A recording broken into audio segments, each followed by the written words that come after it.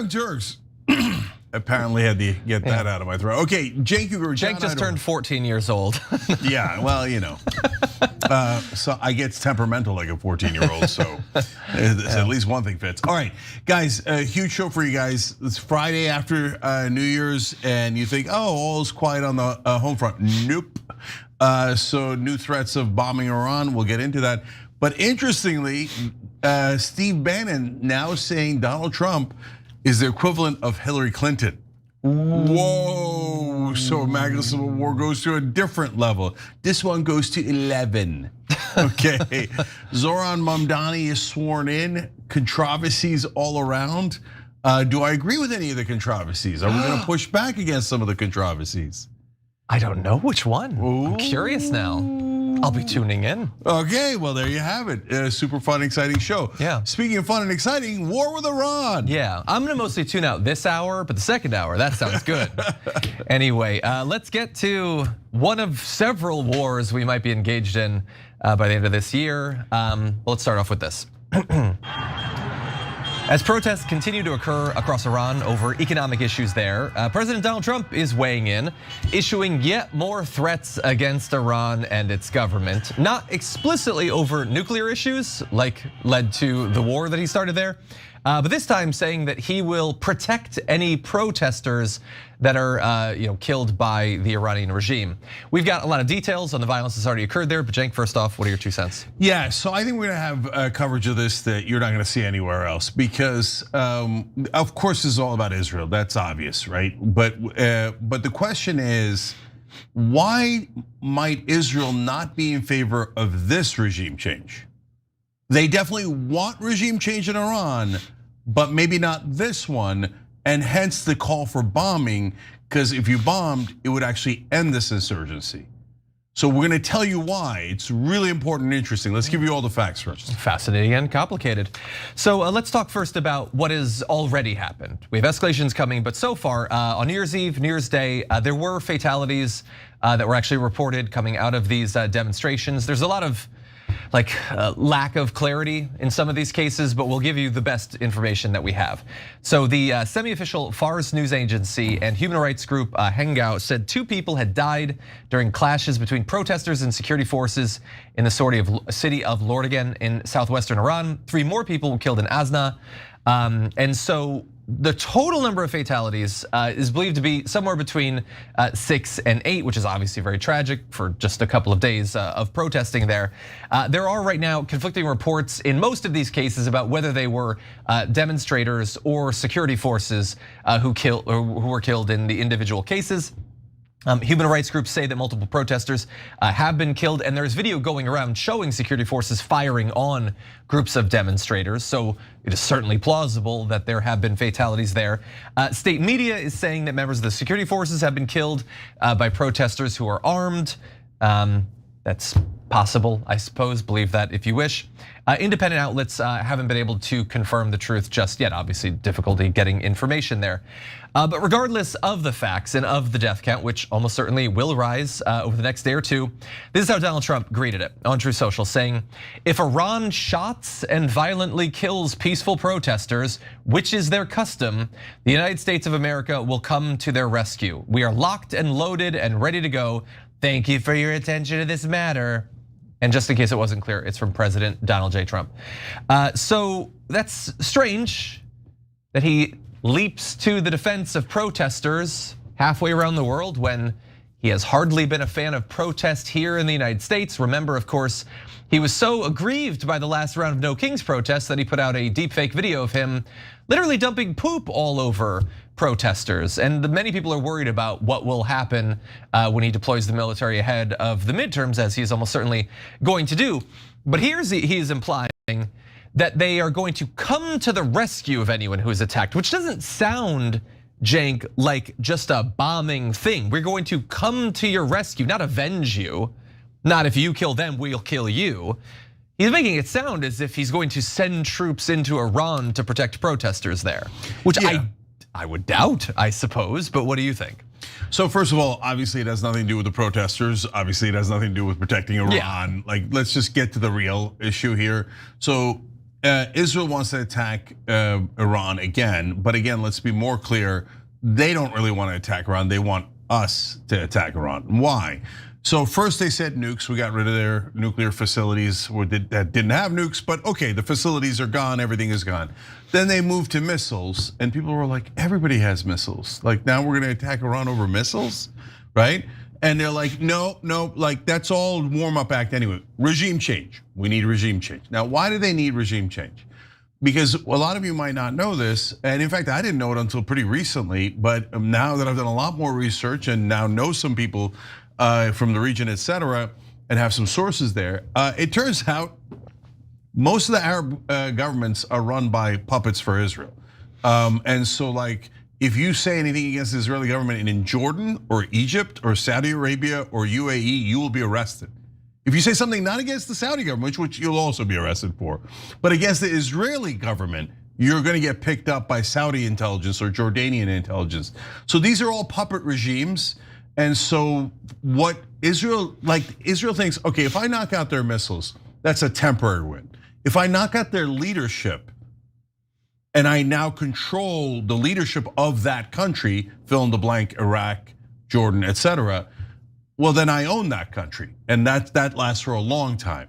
So that's why at the end of the day, no matter how many times we bomb Iran or any of these countries that they want us to bomb, it's never enough until they get to regime change, because the point isn't the bombing, the point is the regime change, put in an Israeli puppet, control the Middle East forever. Yeah. Okay, so that's the battle plan.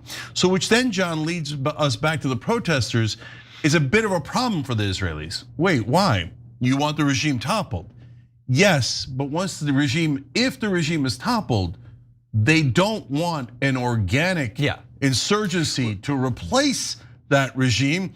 They need it replaced by our puppet, and hence why America has to do the bombing and the replacing. Because if the Iranians replace their leadership on their own, and God forbid they go to democracy, that's a best case scenario for us, progressives, populists, et cetera. We don't want to deal with Iran or Israel. But given our druthers, would we want a grand Ayatollah or the mullah regime? No, we want a democracy in Iran, right? And the people of Iran to be represented and to be free. Israel does not want that. In fact, a huge part of the reason why there are no democracies in the Middle East outside of Turkey and Israel is because Israel actively tries to prevent it. If the Jordanian people got their way in a democracy, Israel would be in a lot of trouble. Jordan would, all of the Jordanian people support Palestinians, but their leadership doesn't. And that's the same of almost all of those countries. So that's why they want us to bomb, partly because we got to put the puppet in, not them. But the other reason, John, is if you bomb Iran, what's going to happen? Everybody's going to rally around the flag. It's going to strengthen the Ayatollah and kill off this organic uprising, which Israel doesn't want. They want them toppled, and then we have to bomb and put in the leader. So that's the game that's being played. Yeah, and that's why it's important when sometimes I think Donald Trump and like the right, it's like a part of the way that they're trolls. They like to pretend to agree with you, but not at all for the same reasons you might think. Like Trump is against like wind energy. So why does he say he doesn't like wind energy? Is it because he likes, the oil and gas industry? Well, yeah, but he's not gonna say that. Is it because it spoils his view and he cares more about his view than the fate of the world? Yeah, but he's not gonna say that. He says it's to protect the birds, so that maybe environmentalists get on his side. He doesn't give a damn about the environmentalists. And you might think, hey, well, weren't we really supportive of Iranian student protesters a couple of years ago? Yeah, he's not though. He doesn't give one damn about a single protester in Florida, let alone in Iran. And so don't be deceived into thinking, oh, okay, well, I don't like Donald Trump. I don't really want us to get more involved in more conflicts, but I guess at least we could finally make good on the desire for democracy. There's not gonna be any democracy. This has way more in common with American adventures in replacing Iranian governments back 60 years ago or whatever than it does anything having to do with democracy. And so there are some people fighting back against this. Thomas Massey, almost Turk of the Year, he tweeted out, we have problems at home and shouldn't be wasting military resources on another country's internal affairs. Military strikes on Iran require congressional authorization. I get what he means there, but that's kind of a joke right now. The idea that Donald Trump would ever have to go to Congress for this sort of thing. It should. And I would love for Thomas Massie, maybe Ro Khanna, to actually make that a legal thing, but unfortunately Donald Trump doesn't give a damn what Congress thinks. And this threat isn't about freedom of speech in Iran, it's about the dollar, oil, and Israel. So Israel and Israel's desire for regime change, as Cenk pointed out. There's some interesting other elements that we should definitely discuss. One is that Mossad has posted social media messages encouraging the protesters to rise up. Here's one comment, let's come out to the streets together, the time has come. We are with you, not just from afar and verbally, we are with you in the field as well. We're with you in the field as well. I don't know if that's true or not, but they certainly want the message to be out there that, I mean, I'm assuming I know what you're gonna say about that, but take a swing. Yeah, I mean, look, it could be just normal psyops to confuse and bewilder your opponent, but I think what's more likely is they're trying to delegitimize this actual organic uprising. Well, and justify. Saying, we're right next to them. Remember this uprising, Mossad's in the crowd. Yeah, you would only say that to delegitimize it, or in Iran, to make it more legitimate for the Iranians to devastate them. Like, well, now this isn't organic. This is a foreign intelligence operation. Like, if you actually, first of all, why would Mossad be weighing in on any of this? But obviously, that's the effect that it's going to have. It almost seems too obvious. It seems ham-fisted for Mossad, which has done some pretty sensitive and subtle. But John, you have to remember that's for the Iranian audience, and it's almost for the Ayatollah, so the Ayatollah can say, "See, Mossad is in the crowd. That's why I had to kill them," which then gives Trump an excuse to attack and then put in our regime. So that is not for US consumption. And we're about the only show talking about it. Like if you turn on television or you go to the New York Times, you're not gonna get any of that, right? They're not talking about how Mossad is in the streets in Iran. That would be anti-Semitic to repeat what Mossad literally put out in public on their own. They're like, what do you mean? Are you trying to say that we're doing this for Israel? You're all anti-Semites. I mean, so like, remember, we live in a different bubble than a lot of people live in. We live in a bubble filled with information and knowledge and facts. Establishment media operates in a bubble void of almost all facts, filled with nothing but propaganda. So if that hurts Mossad's interest, there's no chance they would cover it. So a huge percentage of the American people have no idea what's actually happening there. Well, let's talk about a few of the other elements. One was, I'm gonna jump ahead to graphic 7. Initially, the president there had responded indicating that reforms were coming, which might allay some of the concerns of the protesters, saying, quote, "The livelihood of the people is my daily concern. The government plans to reform the monetary and banking system and preserve the purchasing power of the people," adding that he had also asked the interior minister to hear the legitimate demands of the protesters through dialogue with their representatives. But they've also indicated that if the US gets involved, then things could change their tenor significantly. The advisor to the supreme leader warned that Iran's national security was a red line, not material for adventurous tweets, and said any intervening hand nearing Iran's security on pretexts will be cut off with a regret-inducing response. So obviously those are something much more like fighting words. And there's more comments about how Donald Trump is the one that's starting this adventure and they should pay attention to the safety of their soldiers. But I wanted to get to this. This is Marjorie Greene, who has just a couple days left in Congress, said, "An Israeli cybersecurity billionaire demanding to take away Americans' guaranteed First Amendment free speech and President Trump threatening war and sending in troops to Iran is everything we voted against in 24. Trump voters spent the week threatening a tax revolt because they are so furious about the never-ending waste, fraud, and abuse of their hard-earned money going to foreigners and foreign wars. The focus should be on tax dollars here at home and defending our God-given freedoms and rights." We'll return to the latter part of that in a bit, but I want to explain what the first part of it is about. When she says about the cybersecurity billionaire, she's referencing this appearance on CNBC earlier this week by Israeli cybersecurity billionaire Shlomo Kramer. And I know it's difficult to hear, but it's time to limit the First Amendment in order to protect it. And quickly before it's too late. What do you mean? I mean that we need to control the platforms, all the social platforms. We need to stack rank the authenticity of every person that expresses themselves online and take control over what they are saying based on that ranking. The government should control the social media. Yeah. Okay, so just to be clear, this is a foreign billionaire wanting to advance the interests of a different country by coming onto the media in our country and telling us that our rights need to be taken away. Yeah, he literally said we need to defeat the First Amendment in order to protect the First Amendment. So we have to destroy that village. We have to destroy your Constitution in order to protect it. And when he says the American government should decide who's allowed to talk and not talk on these social media platforms, he of course means the Israeli government, because he's perfectly aware that the Israeli government completely controls the American government. And now this is on top of Larry Ellison and Netanyahu basically saying together, yeah, we're taking over TikTok on behalf of Israel. So they couldn't make it any clearer. And we get in trouble by the establishment media, who are nothing but shills and propagandists for Israel, if we just repeat what they say on air. Yeah, right.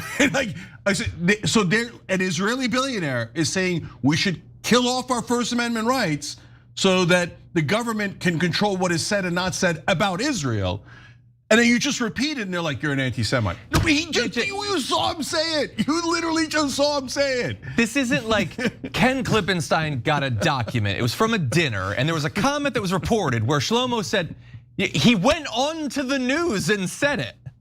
It's not a mistranslation. It's not, well, if you really think about what he said, you understand, he just said it outright. Yeah, but every time they say something like this where they show you what their true intent is, it immediately gets memory holes. CNBC, which broke news there with that amazing interview, will never mention it again.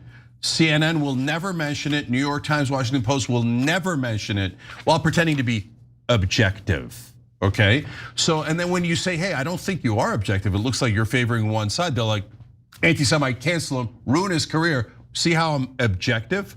No, you're proving my point, right? So, okay, bottom line is though, most importantly, guys, as we look at this Iran situation, look at this convergence that only this show told you about was gonna happen a year ago. It is literally happening.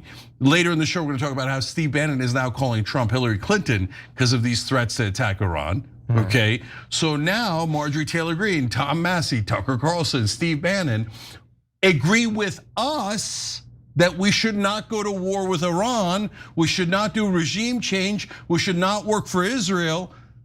Oh my God, what an amazing, miraculous development. Please don't let that slide by you without noting, oh my God, the country's coming together. On our 250th anniversary or birthday, we're coming together as a country to try to get this foreign government off of us. And it's obvious that they control us. And now Trump is out here like a puppet. Yes, I said puppet, and you could suck it. And going out there going, we must attack Iran. We care about democracy. We need regime change for Israel. Okay. Well, and Netanyahu comes in and goes, hello, this is Donald Trump. Like literally did it the other day. He's like, as Trump is going, we need to attack Iran and Venezuela for America, wink, right? And now, holy cow, he got caught by his own side. That's a beautiful thing. Yeah, well, and it was about a week ago that there was the reports that Netanyahu had floated, hey, maybe we do some more bombing in 2026. It was before all these protests. Now they're just like, oh, it's because of that. But you were already talking about it. Like you're just looking for some sort of excuse or pretext for all of this. And Donald Trump hasn't done it yet, but he sure seems excited. His path to a Nobel Peace Prize in 2026 seems like it's gonna be a troubling one with Iran and Venezuela and all that. Nigeria, Somalia. Yeah, it's a lot of bombing for a Peace Prize guy, but I don't know. He can always get a second FIFA one, I suppose. Yeah, well, he gets a second one when he bombs literally every country in the World Cup. Exactly, no. He's only bombed half the countries in the World Cup so far. Yeah. That's why they give him a Peace Prize. Maybe he'll get like the UFC Peace Prize or something. Anyway, okay. All right, don't bomb Iran. Republicans, Democrats, voters. I don't mean the goddamn politicians. The centrist, everybody, we're all on the same team. Make sure that they don't drag us into another war. Okay, all right, we gotta take a break here. When we come back, Donald Trump is super healthy. That's why he won't stop talking about it. Okay, We'll tell you when we return.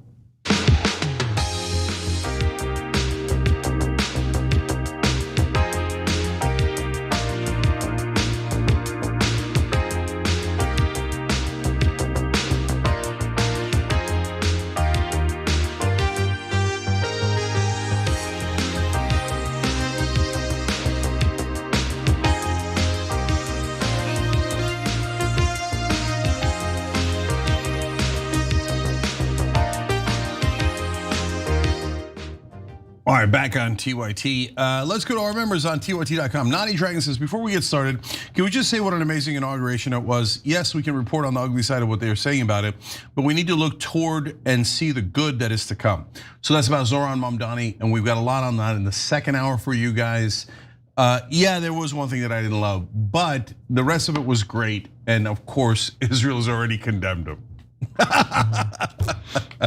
Oh wow, I take that so seriously. Oh wow, has he been condemned by like the current day fascists who are the biggest terrorist government in the world? Like you can't do a better endorsement. But anyway, Nani also wrote in, this reminds me of the CIA convincing the people of Iran to go against its government so they can put in a puppet regime. Yeah, that happened in the 1950s. How'd that turn out for us? That's what I was referencing. Yeah, like, and then, oops, there was blowback, and then the Ayatollah came in. But we never learned because I don't even think, look, here's another comment about the CIA. Wedge says, regime change here, where's the CIA when you need them? Saying regime change here. No, look, the CIA is not just useless, they're counterproductive. They always break the law, they're torturers, they're spies, and they spy on us, not others. They seem to work for Israel. I've never seen them help America ever, ever, ever. All they've ever done is help corporations and foreign governments.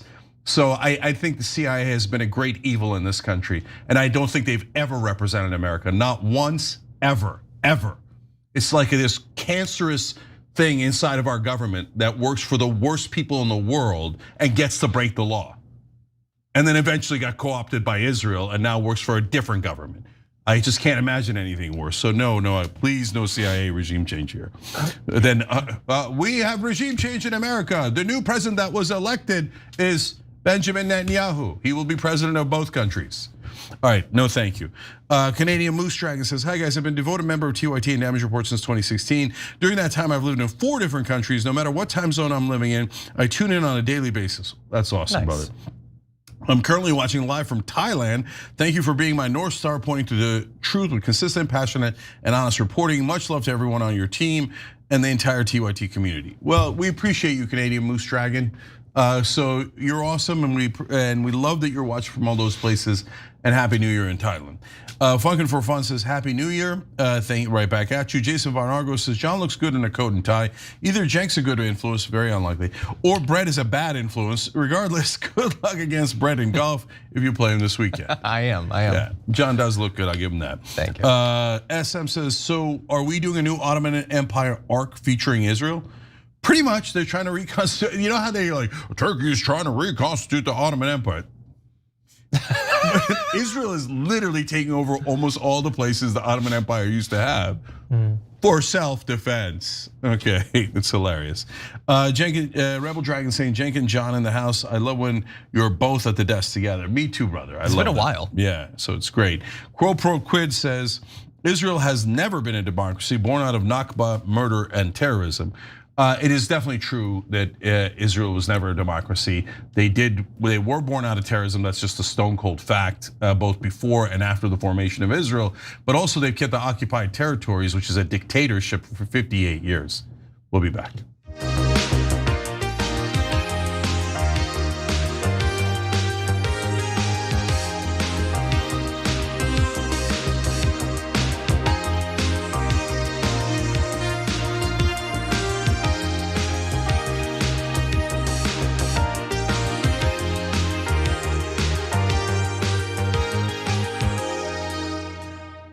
All right, back on TYT, Cenk and John with you guys. We got more news. What do you got? We do. Let's switch to Doc Talk. President Donald Trump is insisting that his health is fine, thank you very much, his genetics are great, and also exercise is too boring to even consider. But according to recent reporting, including from the Wall Street Journal, his aides around him are still kind of concerned about some of the choices that he's making when it comes to his health. We'll have all the details, but Cenk, first, what are your 2 cents? Yeah, so first of all, I don't much care about Donald Trump's health, which is a controversial thing to say, but I'll tell you why in a minute, okay? But second of all, is Donald Trump lying about it? Did the sun rise today? Is it gonna, is it gonna set in a little bit? Oh, of course he's lying. The question is, which direction is he lying? So that's potentially important. So let's maybe he's even healthier than he says. Actually, no, I don't mean that way. I mean like in terms of which health problems. Oh, sure, I gotcha. Okay, well, so let's jump into some of what the Wall Street Journal has been saying. So of course, he's the oldest man to assume the presidency. He's showing signs of aging in public and private, according to people close to him, and also according to everyone who watches him. I love that sort of quote. Like we can see how slowly he walks downstairs. We can see how much he falls asleep in public events. And so they investigated, they found a lot of different causes for concern. So the first is he's reportedly pushing back on medical advice from his own doctors, and I support him in that. Trump, don't listen to them. RFK Jr. is right, docs don't know what they're talking about. Never ever listen to a doctor. He gets very little sleep, and I think you should cut it down even more. Golf is his only form of exercise. I would say quit even that. Never get up from a reclined position, actually. So he could do other exercise. But he says, I just don't like exercise. It's boring. To walk on a treadmill or run on a treadmill for hours and hours like some people do, that's not for me. And that is, unfortunately, that's really only, you either play golf or you run on a treadmill. Those are the only 2 options. What else could you possibly do? God, he's so uncreative. But anyway, he apparently has told his aides recently he wants to have fewer scheduled meetings, but not because he's too tired. Even though already his public events are about 40% down over the comparable period from the first year of his first term. He has a constrained number of hours that he does meetings in during the day. He doesn't start until like at least noon now. And so all of this not great. The exercise thing is a problem. Also, his diet is heavy on burgers and French fries. And one, I think, kind of wild bit of news. This came out of an October 2025 podcast interview that he did with RNC committee chairman Joe Gruters. So he talked about his experience with Trump on the campaign trail in 2024 and being kind of shocked by what the president ate. So he recalled that Trump, quote, had hot fries waiting for him from McDonald's, then he had a Filet-O-Fish, a quarter pounder, and a Big Mac. Even more startling, the RNC chair said, quote, I think he combined 2 of them. And I don't even know. It's the only thing I've ever liked about Trump. I didn't know that was a thing you could do. Like as a kid, I'd combine 2 sodas, 2 cereals. What did he put the Filet-O-Fish in the Big Mac and just eat them one after the other? What is wrong with you? Okay, so look, can I just say? You have to. You have to say. First of all, I just like a week ago combined Cocoa Pebbles and Captain Crunch. Oh, that sounds good. Okay. Cereal I'm you not combine. saying genius, but the streets are filled with people saying it. Okay, but that does sound pretty good. How do you combine a Filet-O-Fish with anything? He calls it the old surf and turf. That's crazy. Look, they're burgers, even that's a challenge. And I like combining things, but a Filet-O-Fish with something? No, don't do that, brother.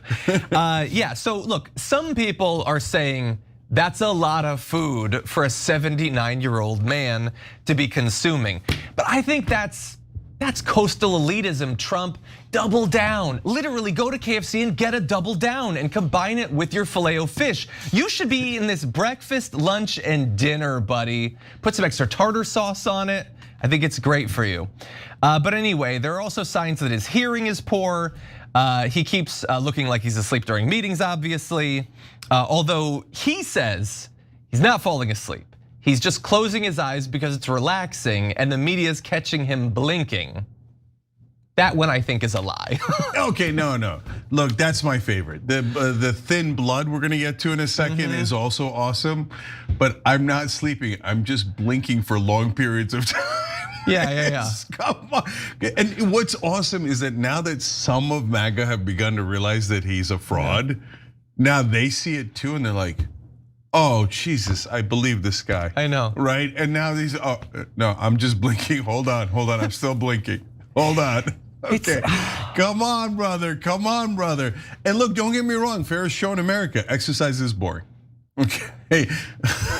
Look, yeah, but you play basketball. Yeah, that's not boring, but that's exercise. I hear you, but the treadmill sucks, and it is, like, he's not wrong that exercise is not the most pleasant thing in the world. A lot of people think that. That doesn't mean you shouldn't do it, right? Yeah. And that doesn't mean there isn't fun ways to do it, etc. And I'm so, like, you keep telling him to double down.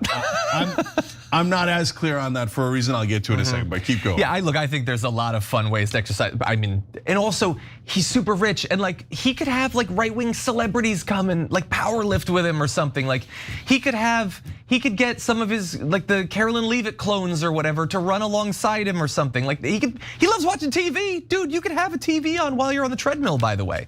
So anyway, I don't think he's being that creative, but his skin is obviously delicate, hence his bruised hands. Also, there's reports of the aspirin that he takes every day. And he says, they say aspirin is good for thinning out the blood. And I don't want thick blood pouring through my heart. I want nice, thin blood pouring through my heart. Does that make sense? No. I cannot believe that that's an actual quote. That's the craziest thing. No, I bet there's like a good solid percentage of the country that doesn't know the difference between thick and thin blood, and they might go, oh yeah, all right. But remember, the bell curve exists, right? Yeah. But for most people, like CNN bothered to bring out a medical expert, and they're like, no, it's not whether your blood is thick like Campbell's soup or it's thin and nice and pours easily through your veins. Yeah. No, if you have thin blood, that could cause excessive bleeding, which is not a good idea.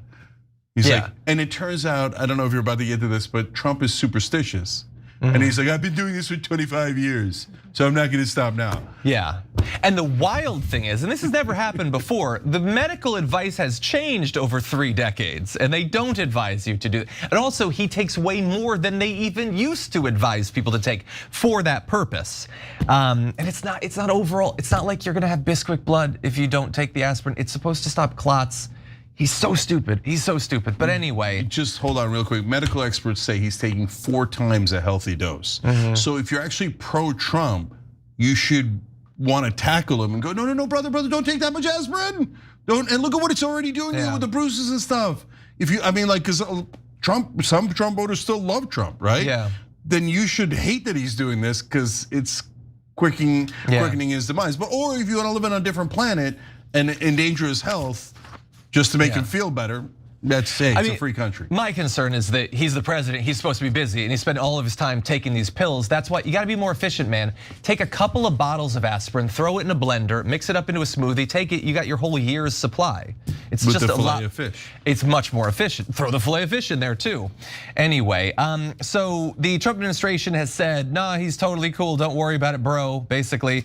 They gave a summary of a Mayo Clinic AI-assisted analysis of Trump's electrocardiogram that estimated his cardiac age to be that of a 65-year-old. And let me just say, like, I don't like Trump or whatever, I've been very sarcastic here, but can they have a doctor look at his thing? Like, even the president just gets AI to look at it? Give an actual doctor. Anyway, he posted this. This will make everybody feel better. The White House doctors, capital D doctors, have just reported that I am in perfect health and that I aced, meaning was correct on 100% of the questions asked for the 3rd straight time my cognitive examination, something which no other president or previous vice president was willing to take. But they don't, again, it's a dementia test. You just took another one. They're giving him more like dementia tests than they give him MRIs even. It's not normal to take that many. Anyway, I strongly believe that anyone running for president or vice president should be mandatorily forced to take a strong, meaningful, and proven cognitive examination. Our great country cannot be run by stupid or incompetent people. President DJT. So I am reassured. Cenk, what do you think? Yeah, so he said he regretted taking that ultrasound because it became a political issue. No, brother, again, if it was Bernie, I'd be like, take 10 ultrasounds. Like, I want you to be safe and healthy way more than I care about a news cycle where somebody said you had an MRI or an ultrasound. Who cares, right? I don't think that's simple. But he thinks the optics are actually more important than the substance on everything, even his health. Yeah. Right? Which is a very dangerous thing to think when it comes to your health. Yeah. Yeah, and that's why, like, a lot of this stuff, like, so he's got cankles. Okay, he's 1,000 years old. He's got cankles, whatever. The bruising on the hand, I do think that they're hiding some sort of procedure or medicine that he's taking. I don't like the dishonesty or whatever. Here's what I know. It ain't from shaking hands. That's crazy. Like, come on, like, seriously, if you're MAGA, okay, so let's say he shook 1,000 hands, which, by the way, have you ever seen him shake tons of regular people's hands? And yet he's had the bruising for like 2 years now. Let's say that was why it happened, and he got a big bruise. And there was all this critical news coverage about talking about him being a frail old man. Do you think he would ever shake another person's hand again and risk having that same thing? No, he can't stop it from happening. And the falling asleep, like a lot of people just joke about it. He's falling asleep. Do you have any idea how angry he is when he gets caught falling asleep in public because it makes him look like Sleepy Joe? He can't stop falling asleep in public. His aides cannot stop him from falling asleep in public. It's not about the fact that it's falling asleep, it's that they cannot stop it from happening, and that is kind of ominous, I think. He's just relaxing. He's just relaxing. I was just blinking. Okay, so listen, nobody believes that it's from over shaking hands unless he shook the hands of the entire Knesset and everybody in Mossad, which is oh my God. Now all of a sudden possible. But okay, no, in all seriousness, yeah, even MAGA knows that's not from shaking hands. He's taking too much aspirin or whatever he's doing. But like when he says, "Oh, but I got good genetics," a lot of the left freaks out because, "Oh, see, that's fascist and blah blah blah." No, I actually think on that one, he didn't catch a good break on mental genetics, if you ask me. Because if you keep confusing a cognitive test for an IQ test, you didn't win that lottery, right? But on the physical stuff, I mean, this brother's been combining filet of fish and quarter pounder and cheese his whole life, and he's still like an ox at 79, right? So like 79 is an advanced age. By that time, Dianne Feinstein's brain had almost fallen out of her ear by now. But anyway, so look. So I'm not worried about his health. These are minor things, and if he turns out he's screwed up and he didn't do enough exercise and he ate too much and then he dies because of it, well, that's on him, right? That's not like, it is what it is. You should be rooting, if you're MAGA, you should be rooting for him to be healthy. Me, here's what I think. Okay, one, I'm like so weirdo purist about stuff, and mainly about democracy. So the American people picked Donald Trump. They should get Donald Trump for the whole 4 years, and including the negative consequences. And then you go, okay, I reassess. Did that work out? Did that not work out? Right. The second thing was like people on the left were like, "Oh my God, it'd be great if he died." Then you're gonna get JD Vance. How's that better? Like, I think JD Vance might be worse. Like maybe. Peter Thiel, Elon Musk. Like, he's got the Israel and the tech and all the corporations, and he's smarter and younger. It'll be a more organized attempt at autocracy. Like Yarvin, their so-called philosopher, that wants a monarchy, in other words, a dictatorship, says Trump was too slow. We should have done it right at the beginning and shock everyone. So if Vance comes in, Vance loves Yarvin. Is he then going to be like, shock and awe, let's go grab this thing? So Trump's the devil I know and the devil that was elected. So let's hope that he's okay, make it the whole 4 years and see what happens. Yeah, I think that's worthy of like a full special, like which would be worse, because I have thoughts about. I do think Vance could be more dangerous in some ways. I also don't think he has some of the protective energy shields around him that Donald Trump has in some ways. But anyway, the final thing I will say about the whole health stuff is, I think it's interesting. All of this is very interesting. It's why I cover it on TDR, but mainly because of the dishonesty. Like, I don't think that Donald Trump owes us constant revelations about his health or whatever. If he can physically do the job, then I think that that's pretty much enough. The only reason why I sort of think they should be more honest than they are is because they chose to make a massive deal out of it with Joe Biden. Well, first of all, there is the tradition of actually putting out your medical information, and he, like with his taxes, decided not to do that. But then also, you guys can't talk about it for like 4 straight years, and then all of a sudden you don't care when it's Donald Trump. I mean, if you were consistent, And now you wanted to say, well, let's just get off of people's back about their health. Yeah, I don't think we deserve to know, what like brand of toothpaste Donald Trump takes or whatever. But I do think that there's some hypocrisy here. Yep. Anyway, so when we come back, JD Vance goes and kisses Elon Musk's ass in an effort to get his money back in the Republican Party and mainly in JD Vance's coffers for 2028. Did it succeed, and what does that imply? Corruption. We'll explain when we return.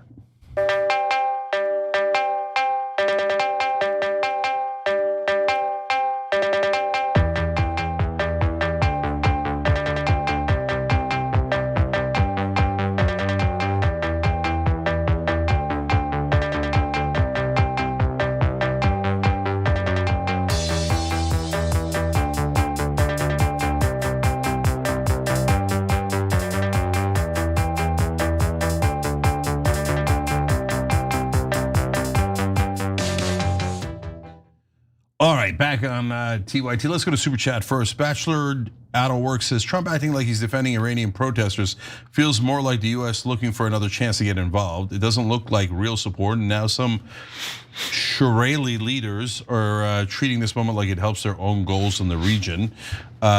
Is that Shia leaders who are actually working for the Israelis? Shia. I haven't heard that one before. Yeah, I haven't heard that one either. Critics say both sides are using the protests to push their bigger agendas, not to help the people on the ground. To which I say, of course. When is the last time that somebody in power tried to help the people? Right? Hasn't happened in a while. Our homeboy Goose writes it in the YouTube member section. I've been watching since 2010-ish and a paid member for 19 months. That's awesome. Appreciate you. 2010 is a long time, but that's 15 now, going on 16 years. Wow. Love it. Siberia Kavonik writes in, Filet-O-Fish and Big Mac is called a McGyongbang and was a popular trend in the early 2000s. Combining them? Interesting. Okay. A McGyongbang. I don't know how to pronounce it, obviously. I don't know. But I was pronouncing it in a Korean way. I've been watching Physical Asha, Stand By. I don't know that one. Final Quest. Okay. Anyways, check it out. Chris Fisher says, that's on Netflix. Chris Fisher says, best thing for the global community is if the US keeps its help to itself and its democracy and its human rights. Best America can do is to help. Best America can do to help is to keep themselves to themselves. By the way, America agrees. The only people who don't agree, of course, are our politicians. Joe Queens, New York says, TYT, the best podcast. Let's unite the right and the left for a real America First group. Trump is a disappointment sending our tax dollars all over the world. Here, brother. And then on our website, again, TYT.com, Don't Shoot, I'm the Goalkeeper says, probably the only thing I agree with Trump on, cardio is boring as S. I agree with you too, brother, as I told you earlier. Don Dada Dragon says, the Israeli billionaire takes fashion tips from Cenk. I know, as soon as I saw him on CNBC, I was like, oh no, he's doing the t-shirt and the jacket, I'm gonna get blamed for it. No, not I'm gonna get blamed for it, seriously, but I thought, I have the same fashion sense as that brother. Jesus Christ. Anyway, this is Operation Hope. Kind of suspect. Okay, shoptyt.com, you crazy? Okay. Was he wearing Operation Hope? He's got a different hope. TO1790 says, it's astonishing that the American media is doing propaganda for a foreign nation. Look, if you told me even a couple of years ago, I wouldn't have believed it. I would have thought that it was too outlandish and stuff. But they have been amazing through these last 2 years. Like viewing 20,000 dead Palestinian kids as nothing, no concern at all. And then if you say something that might offend the sensibilities of an Israeli by 5%, they make a huge deal out of it. No, they show their true colors. This genocide was a mask-off moment for establishment media in this country. They don't work for us at all. We'll be back.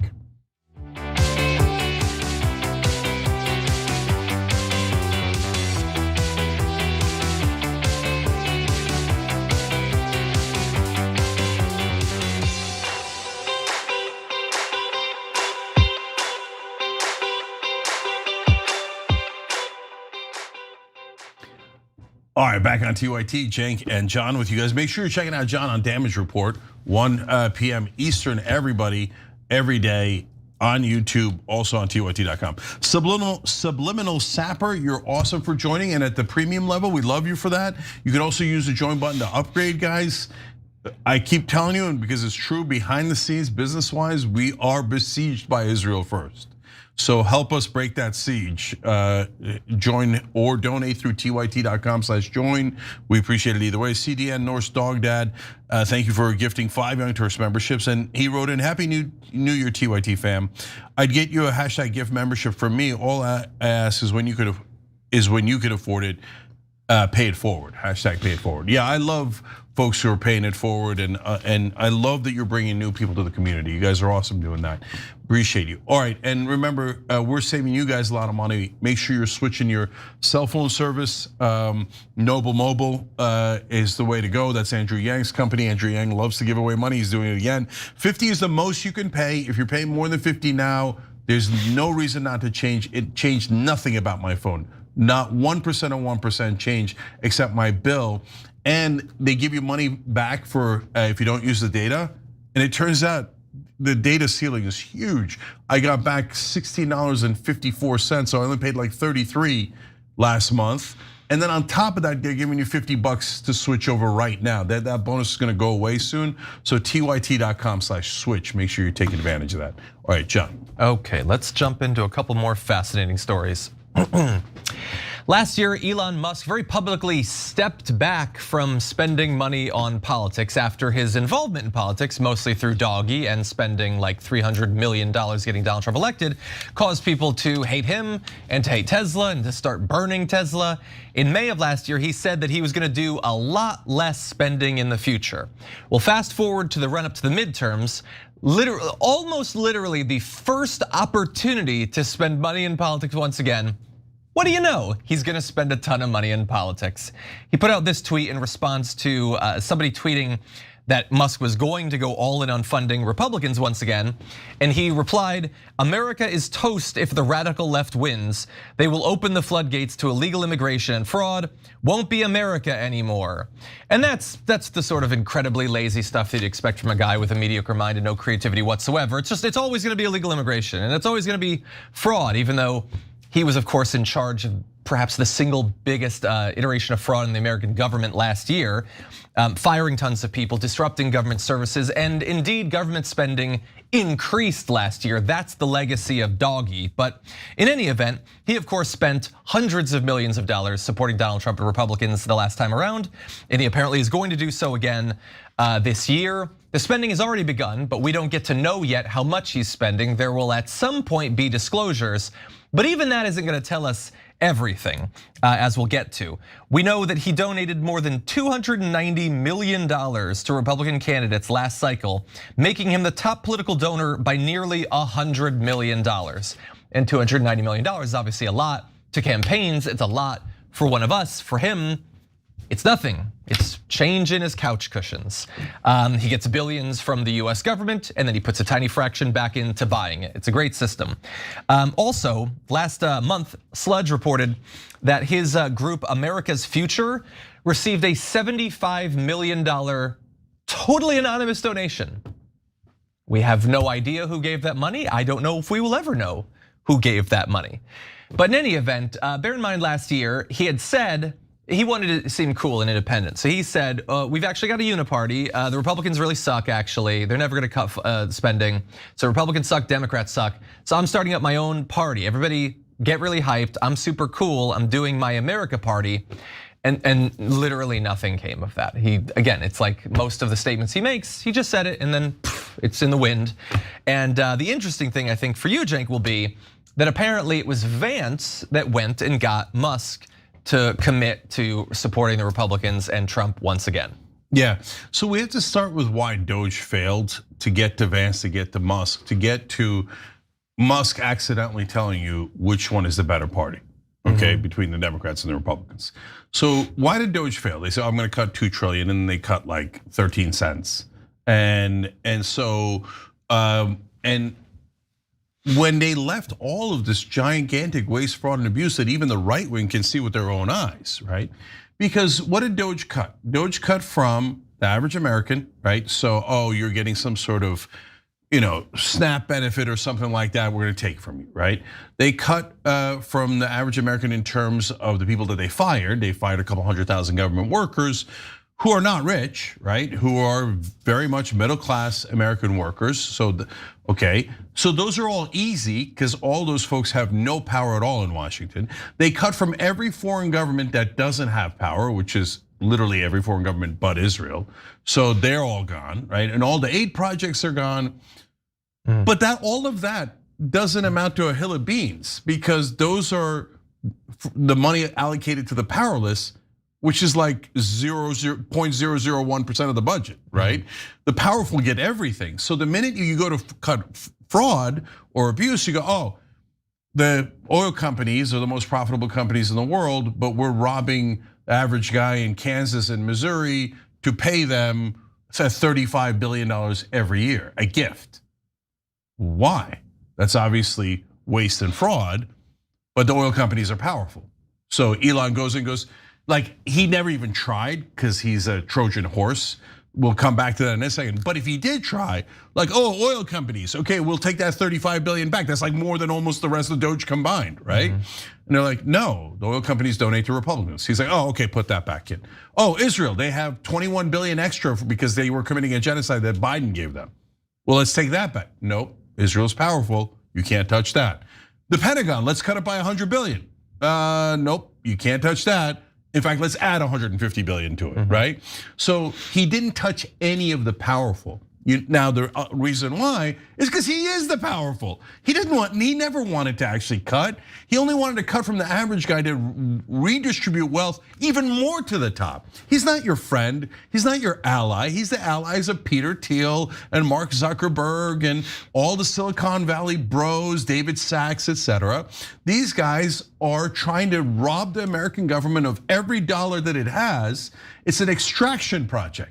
So when you go to actual abuse within the Pentagon, etc., and NASA, what did Elon Musk demand? I demand my people to be in charge of NASA and all those other departments. Why? Because he wants billions and billions in subsidies directed towards SpaceX and Tesla and all of his companies. He's not there to kill waste, fraud, and abuse. He's there to give you more waste, fraud, and abuse. And so how did Vance partly get him back? He's like, okay, we'll give you the guy you want in NASA. We'll give you all the crooked contracts that you wanted and that Doge was a Trojan horse for. Don't worry, like if you come back into the fold and help us defeat the Democrats, we'll be even more corrupt on your behalf. And he's like, that sounds pretty good. But I want more subsidies. And then he goes on Twitter, I'd like to cut waste, fraud, and abuse. Get out of here, man. You're such a fraud.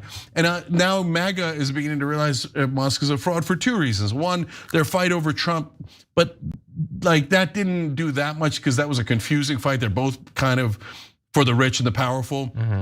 But the real reason is, Musk is just like with Trump and everyone else in power, is on his hands and knees to Netanyahu. And he's groveling to Israel. So they're like, so you're not gonna fix anything. You're one of the grovelers. You're one of the guys who are ripping us off.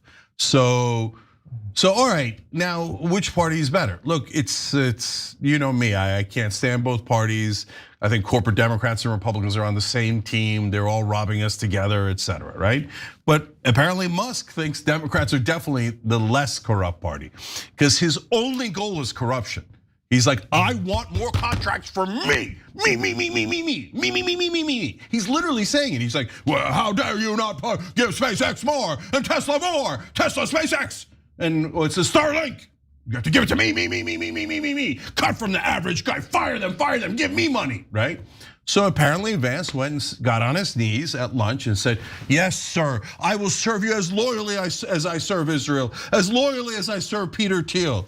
And he's like, good boy. And he patted him on the head. I mean, Musk is so transparent. He's on X talking about the real problem is immigrants. Dude, you're an immigrant, right? And immigrants have all the power. Well, other than the billionaire immigrants like you, they don't have any power. Everything's a freaking lie. So if Vance gets back in office and he's gonna try to use hundreds of millions, maybe billions from for Musk to do it, it's just gonna be a total like the tech guys are gonna move into the Oval Office, into the new ballroom, and it's gone. It's not our government at all. It'll be Silicon Valley's government, a government of the billionaires, by the billionaires, for the billionaires. And Musk and Vance accidentally just told you that. Yeah, the entire thing is disgusting. It's absolutely gross that he can just give 300 million and then get 10, 20 billion. The fact that that's legal at all. And the fact that we continually be plagued by this grotesque, mediocre guy. What is he do while all this is going on? He's using his immense wealth. What is he doing? Have you seen what Grok's been doing recently? He's producing child pornography. That's what Grok has been doing the past couple of days because Musk doesn't care because he knows that's what people who love him want on Twitter, and so he gives it to him. It's absolutely grotesque. The disgusting racist deep fakes that are going around. There's a massive appetite for that. Oh, by the way, like the final reporting on Tesla for this year came out. It's doing absolutely terribly. Not hurting the stock at all because none of the investors seem to care about the car part of Tesla. They're all sure that everybody's gonna have an Optimus robot or whatever, and so all of this is just built on cons and lies and hype, and I cannot believe that people can't see through it. Yeah, look, I want people to understand the connective tissue. Like we talk a lot about Israel, right? Israel isn't the main problem. The main problem is anyone can buy our government. Yeah. Israel's just done it in kind of a spectacular and outrageous way. Like Elon Musk wants tens of billions of dollars more in subsidies, and that's terrible, but it's part of a normal robbery where all the donors and all the corporations are robbing us. Israel took the money and committed a genocide with it and then rubbed it in our face. That's why it comes up so often. But the reality is, look at that. The Israeli lobby gave Trump over $300 million. And to John's point, they got back tens of billions. They might get 100 billion back in the new memorandum of understanding. It's a great return on investment. So Musk sees the same thing. He puts in $300 million. He gets back tens of billions in subsidies. Yeah. So every single donor is looking at it. And the same thing with the oil companies, same thing with the defense contractors. They look at it and they go, oh, they're letting us rob the place. Yeah. All we have to give them is $1 and they give us $1,000 back. Well, which moron wouldn't do that endlessly? Yeah. Like, do you think that like all those rich people gave Trump $350 million so far for his ballroom because they like marble as much as he does? No, they're gonna get billions of dollars for that. It's just an endless well that they can throw bribes into, and Donald Trump doesn't care. He'll change the regulations to benefit them. He doesn't care about the country. He'll throw taxpayer dollars. It's not his money. What does he care? None of this should be legal. They should be behind bars for this. Him for accepting the bribes, Elon Musk for giving them. If we were in a rational system, we would have that right now. But we only have a couple more minutes, so why don't we talk about one more story to close things out? Let's jump into this. Okay, here's what. Please, we can cut it down. Okay, It's been a very weird time to be. I would say. A progressive Jewish person in the world. It's been a very hard time with the conflation of like state ideologies with your religion that in my view are very different things. So that right there is an excerpt of an interview with actor Ethan Slater, who you might know from the new Wicked movies. I just finished watching it last night, and as SpongeBob SquarePants on Broadway. And he's on the Gianmarco Ceresi's The Downside podcast, talking about something that obviously, and you can sort of hear it in his voice, is a difficult thing to talk about, which is that right now he is Jewish, but he is progressive. He doesn't necessarily agree with some of the propaganda that we see floating around. And we'll get more into that interview, more of the video, but Cenk, what do you make of this? Yeah, I love this development, and I'm gonna halfway suggest something for Jewish Americans that is said to Muslim Americans all the time. And I'm curious what you think about that. So we'll get to that right after you tell us all the facts. Yeah, so you saw in the video, he's referring to himself as a progressive Jew in that. He's been outspoken in condemning Israel for what they've done in Gaza. In fact, way back in December of 2023, he signed a letter written by the Charles E. Smith Jewish Day School alumni openly condemning Israel and asking for a ceasefire. You can see the actual post of that right here. And just in case Scott Jennings is watching, the first sentence is indicting Hamas for what they did. So you could spare us yet again calling for people to always condemn Hamas. He did, don't worry. He just also pointed out what Israel is doing right there. The bottom is cropped, I can give you the actual text from that. He says, my Jewish education taught me that the world must never again stand by as violence and tragedy unfolds. As this letter articulates so well, we must extend that to communities beyond our own, beyond the Jewish people. And right now the Palestinians are under immediate threat from the state of Israel. My Jewish education also, by design, gave me a one-sided view of Israel and its need for self-defense and safety. But it is impossible for me to understand how Israel's treatment, occupation, and current bombardment of Palestinians makes Jews anywhere any safer. That is why I signed this letter, and that is why I support calls for a ceasefire. If you, like me, were raised within the Jewish community, please read this letter with open eyes and an open heart. And we can go to a little bit more of the appearance on that podcast where you can see what Ethan Slater has to say. It's been a very hard time with the conflation of like state ideologies with your religion that in my view are very different things, but they become conflated in every way, and I think that that's really disastrous. And so there have been a lot of different kinds of tragedies that have been happening, right? Like having this shooting in Sydney, Australia, and at the same time, not at the same time, but over the past years, the like horrible atrocities being committed so often in our name. So to have all of these things happening at once has been a really crazy thing, and it becomes hard. We talked a little bit about being Jewish, but it's hard to figure out how to go forward. And this year, I think sort of the small communities and connecting with family and loved ones has been a really helpful path for me to figure out what it means to be Jewish, and also politically aware in the world. And I'm glad that he's talking about it because I'm not Jewish, but I imagine it is probably very difficult to hold anything even approaching the positions that he has or the advocacy that he's done.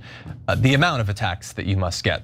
I can only imagine the DMs that he has gotten and the threats against him and all that. I've heard similar things from other people in a similar situation as his. Jake, you said you had a theory. Yeah, look, one thing at a time. First of all, I love the Ethan Slaters of the world, and there's tons of them. I just interviewed Jill Stein 2 days ago, and she's at every Gaza protest, etc., saying, and she explained to me in the interview, like when we got taught never again, I believed it, and so this is the time to say never again. So did you mean it or didn't you mean it?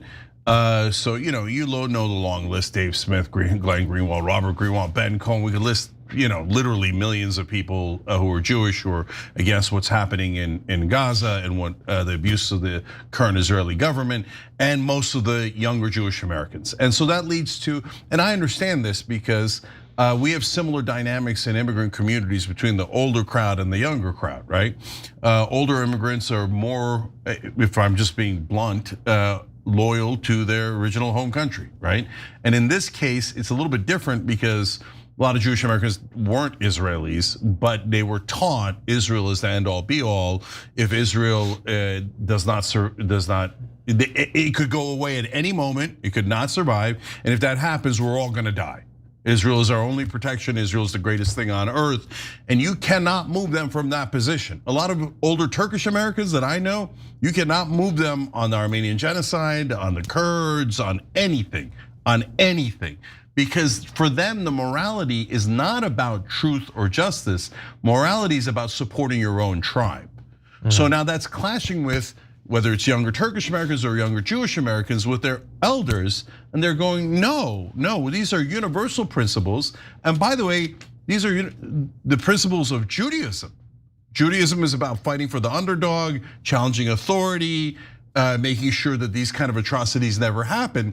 So sorry, mom and dad, but I think you've got Judaism wrong, right? And then what's doubly bothering people like Ethan Slater, and I'm not putting words in his mouth because you just heard him say it, is the conflation. They're like, but now you guys are all going around the Israel First crowd, the conservative Jewish Americans that support Israel, etc., and saying, if you criticize Israel, that means you're a Jew hater. But then you're saying that all Jews love what Israel's doing, but we don't love what Israel's doing. We don't want that genocide, and you're putting it on me by saying it's a Jewish thing. Don't do that. That's not fair, that's not accurate. And by the way, you're not just hurting me, you're hurting the religion by saying now the religion is pro-genocide. And if you're not pro-genocide, you're not a real Jew. Oh, that's a terrible thing to say. Like if an anti-Semitic person said it, you'd be against it. But now it's Israel First crowd saying it, right? Yeah. And so now finally the standard that I was alluding to, John. Now every time, and this happens a little less these days, but certainly after 9/11 for like 2 decades, right? It was anytime a Muslim does anything wrong in the world, a bombing, an attack, or anything, right? Every Muslim had to come out and say, we're so sorry, it's not us, they're wrong, blah, blah, blah. And you have to march, and if you don't say it, that means you love Muslim terrorism or whatever, right? So now that was a totally unfair standard. They had nothing to do with it. What are you even asking them for? But now, in this case, now I don't think we should do it to Jewish Americans either, right? But I'm a little conflicted about it because if you're a Jewish American, it is a little bit of your responsibility in this, because this is a different thing. Because no one said that the radical Muslims or the terrorist Muslims represented all Muslims other than the people in power, like Dick Cheney, and Netanyahu. Right? So, but the Israelis, the Israeli government, Israel First in America are all saying Jewish people love what Israel is doing in Gaza. So it's a little bit like if I would want to fight back, if I was Ethan Slater, and he is fighting back in his own way, and everybody fights back in their own way. So Ethan is saying what I think a lot of Jewish Americans should be saying, which is, no, that doesn't represent me. That doesn't represent Judaism. And stop conflating the two things. You're not helping us, you're hurting us. So that it's not a responsibility of you because you're Jewish and hence you're responsible for what Israel's doing. No, it's the opposite. It's what you're doing is you're standing up for Judaism. The better angels there and the better view, and I think the more accurate view of Judaism. And you're trying to protect your religion by not letting the Netanyahu's, Ben Gvir's, Smotrich's, Mark Levin's, Ben Shapiro's of the world smear it by claiming that it represents murder, slaughter, occupation, and genocide. I wouldn't want my religion represented by that in any way, shape, or form. Not that I have any left, but yeah. I'll leave that to them. I will just say, and he alluded to it with the state ideologies thing. To me, it's almost like a core principle. It is never acceptable to have a situation where you are being told you cannot criticize what politicians are doing. Because if you are, you're not engaging in politics or rhetoric, it's something else. It's anti-Semitic or whatever. And I remember in the wake of 9/11 and the launch of the wars in Iraq and Afghanistan, we had something like that. You could not criticize the war effort, or you were being you had a different ideology, we're having a debate, marketplace of free ideas, you were being anti-American. Now, you'll notice, of course, as soon as George W. Bush was not in charge anymore, the Republicans certainly felt comfortable criticizing Barack Obama's foreign policy. But for a while, you supported the troops, or you shut the hell up, or maybe lost your jobs, or lost your position on cable news. And I'm sure there's other examples you can come up with where that sort of weird protective field around a political party existed. And whether it's in the United States or it's in Israel, it should be unacceptable. Yeah, and I want to be clear. I'm not saying every Jewish person has to come out and tell us which side are you on. I would never want to do that to anybody. I'm saying if you're on the side of peace and you're on the side of not conflating Judaism with what the Israeli government is doing, I think it would be better for you and for all of us if you spoke out more often, like Ethan is, and Jill Stein is, and Ben Cohen is, and all of those people who are doing a wonderful job, I think, of being progressives, being, it's not for me to decide, but let's put it this way, representing their religious background in a positive way, much better than anyone in Israel first. And thank God that there are those progressive Jews that are fighting back, because in a big way, they're protecting Judaism and Jewish people overall, because then it gets harder for the bad guys to smear all Jews. Yeah, I agree with right? that. Yeah. because it's just not true. It's definitely not anywhere close to all Jews. No group, no individuals within any larger group, race, religion, ethnicity, all agree. That's not a thing that happens. So let's all be rational. And thank you, Ethan Slater, that was awesome. Okay, we got to take a break here. John, appreciate you. Everybody check out Damage Report, 1 o'clock Eastern, Monday through Friday. When we come back, Mamdani gets sworn in, heads explode. Not that way, Laura, not that way. We'll be right back.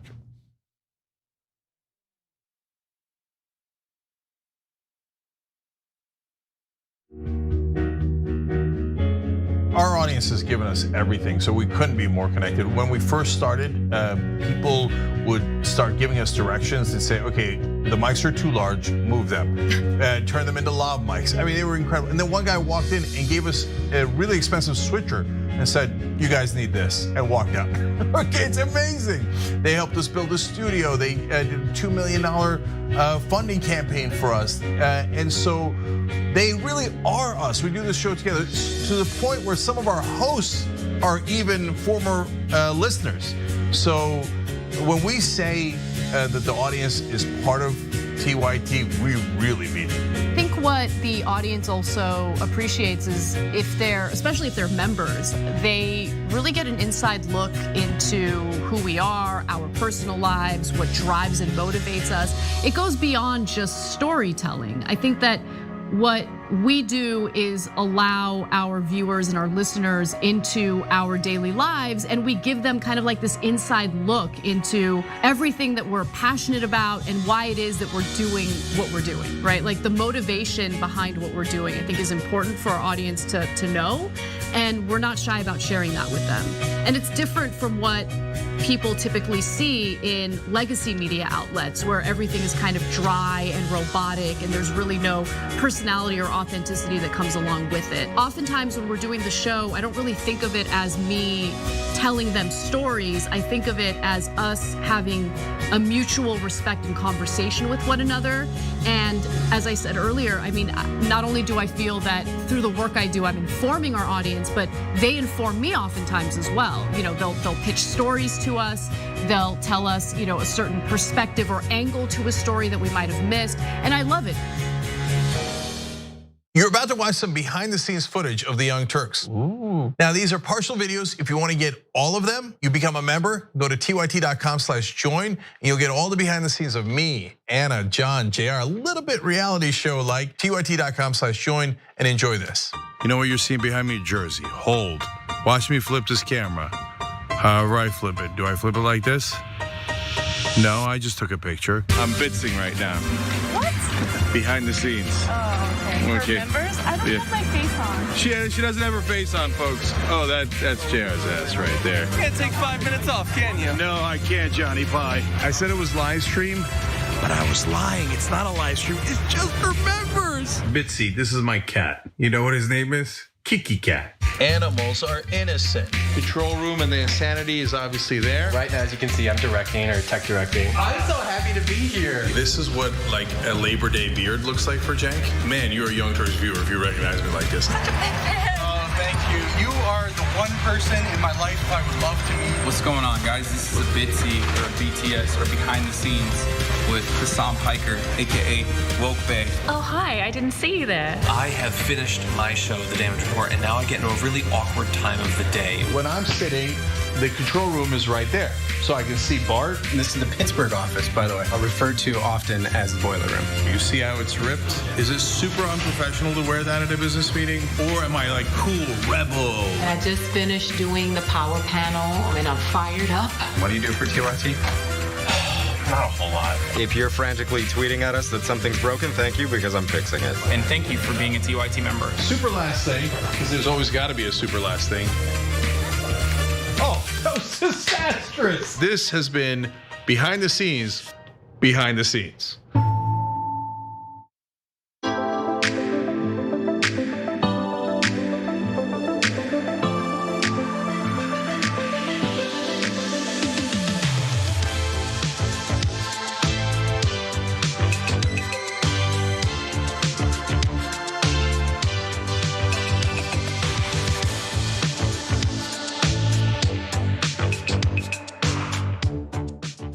All right, back on TYT, Jake Huger, Sharon Reed with you guys, and also PA1206. Thanks for joining on YouTube by hitting the join button. We appreciate it. All right, Sharon, what's next?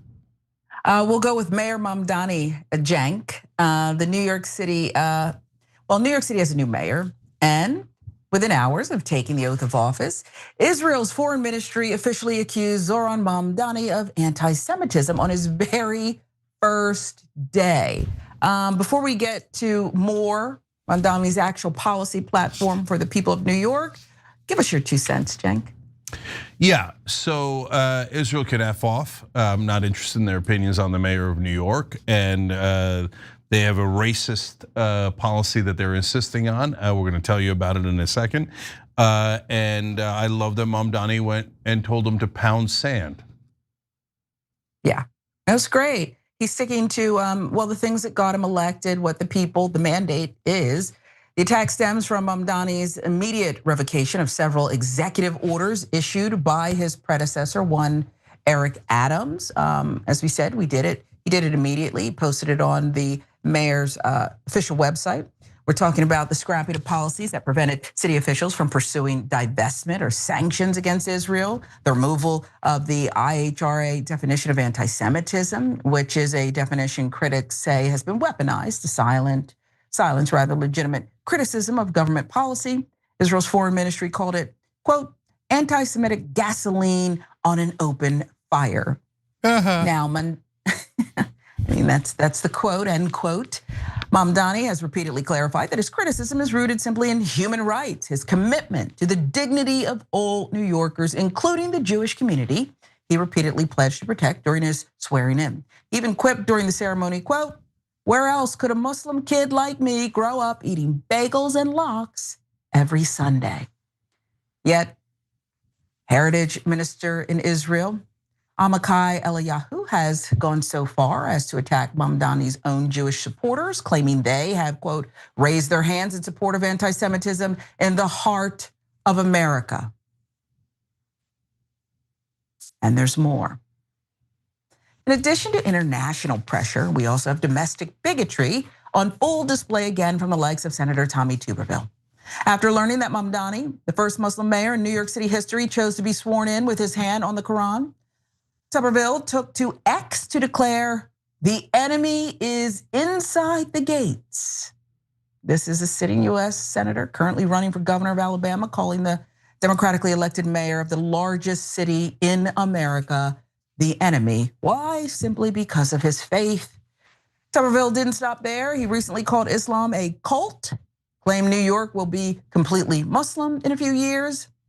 So here we are, day one of the new administration in America's most populated city. And instead of discussing how to enact the things Mamdani won on, universal free childcare, free buses, taxes on corporations to fund the public good, the narrative is being forcefully shifted to an international defense of Israel policy and racist fear-mongering about the Quran. Expected, Cenk, but the fact that it's happened so soon and with such purpose. Yeah, so not at all surprising. So first of all, Israel makes a statement about New York's mayor, and okay, what do you think of San Antonio's mayor? Oh, right, I don't care at all what you think. Who cares? But did the Filipino president make a statement about Cleveland's mayor? Why would we care? Go away, go to your own country. Please leave us alone. Secondly, the IHRA definition of anti-Semitism is a joke and it's total trash. And what it says is if you criticize Israel, that's the equivalent of anti-Semitism. So you should be canceled and everyone should hate you and your life should be ruined. Oh, okay, I'll accept that definition of anti-Semitism. No, I won't. That's a stupid definition. It's purposely done to harass anyone who criticizes Israel. They say criticizing Zionism is anti-Semitic. Wait, Zionism is supporting an ethno-state. So wait, am I allowed to not criticize any ethno-state? And they say, oh no, it's okay. If there's a Muslim ethno-state, you should despise it. If there's a Christian ethno-state, that's terrible. If there's a Jewish ethno-state, that's awesome. And if you don't say that's awesome, you're an anti-Semite and you should lose your job. Okay, well, you guys are morons and liars, so I'm not interested in your stupid opinion. So IHRA is a fraudulent organization with a fraudulent definition that's meant to actually drive more bigotry and racism towards Muslims, and has nothing to do with protecting Jewish people. It has everything to do with protecting the sick government of Israel. Okay, so now that I've made that clear, we can move on to BDS. So boycott, divestment, and sanction. They say, how dare you? And Mamdani points out, wait, look, this is an unconstitutional law to begin with. You're telling Americans to shut up and you're not allowed to criticize Israel. And if you do, we're gonna take away your government contracts. Already wildly unconstitutional. Secondly, it applies to no other country. So you can criticize or boycott or sanction Peru or Mongolia or New Zealand, no one minds. If you do it about Israel, that's illegal. No, it's not. No, it's not. That's not how our government works. That's not how our constitution works. I know in Israel, they love discrimination. They love thuggish behavior where they cancel anyone that doesn't bow down to the Israelis. But this is not Israel, this is America. In America, we believe in freedom, including freedom of speech and equality. I know the Israelis hate the idea of equality. They're like, the Palestinians should be occupied. 5.5 million people. No, they should be our slaves forever. We're never gonna free them. And they haven't earned their freedom, as Alan Dershowitz says. And they say, you have to agree with our racism. If you don't agree with our racism, you're a bigot. What? No. Every one of these Israel First people are deeply racist bigots. And I love that Mamdani got rid of their trash laws that were trying to intimidate, not Muslims. They're trying to intimidate the average American, including a lot of Jewish Americans in New York. And that's why they attack Jews first. Israel is attacking Jewish people in New York, going, you're all anti-Semites. You're now going to be on our hit list, and we're gonna bring our thugs to intimidate you, you stupid Jews.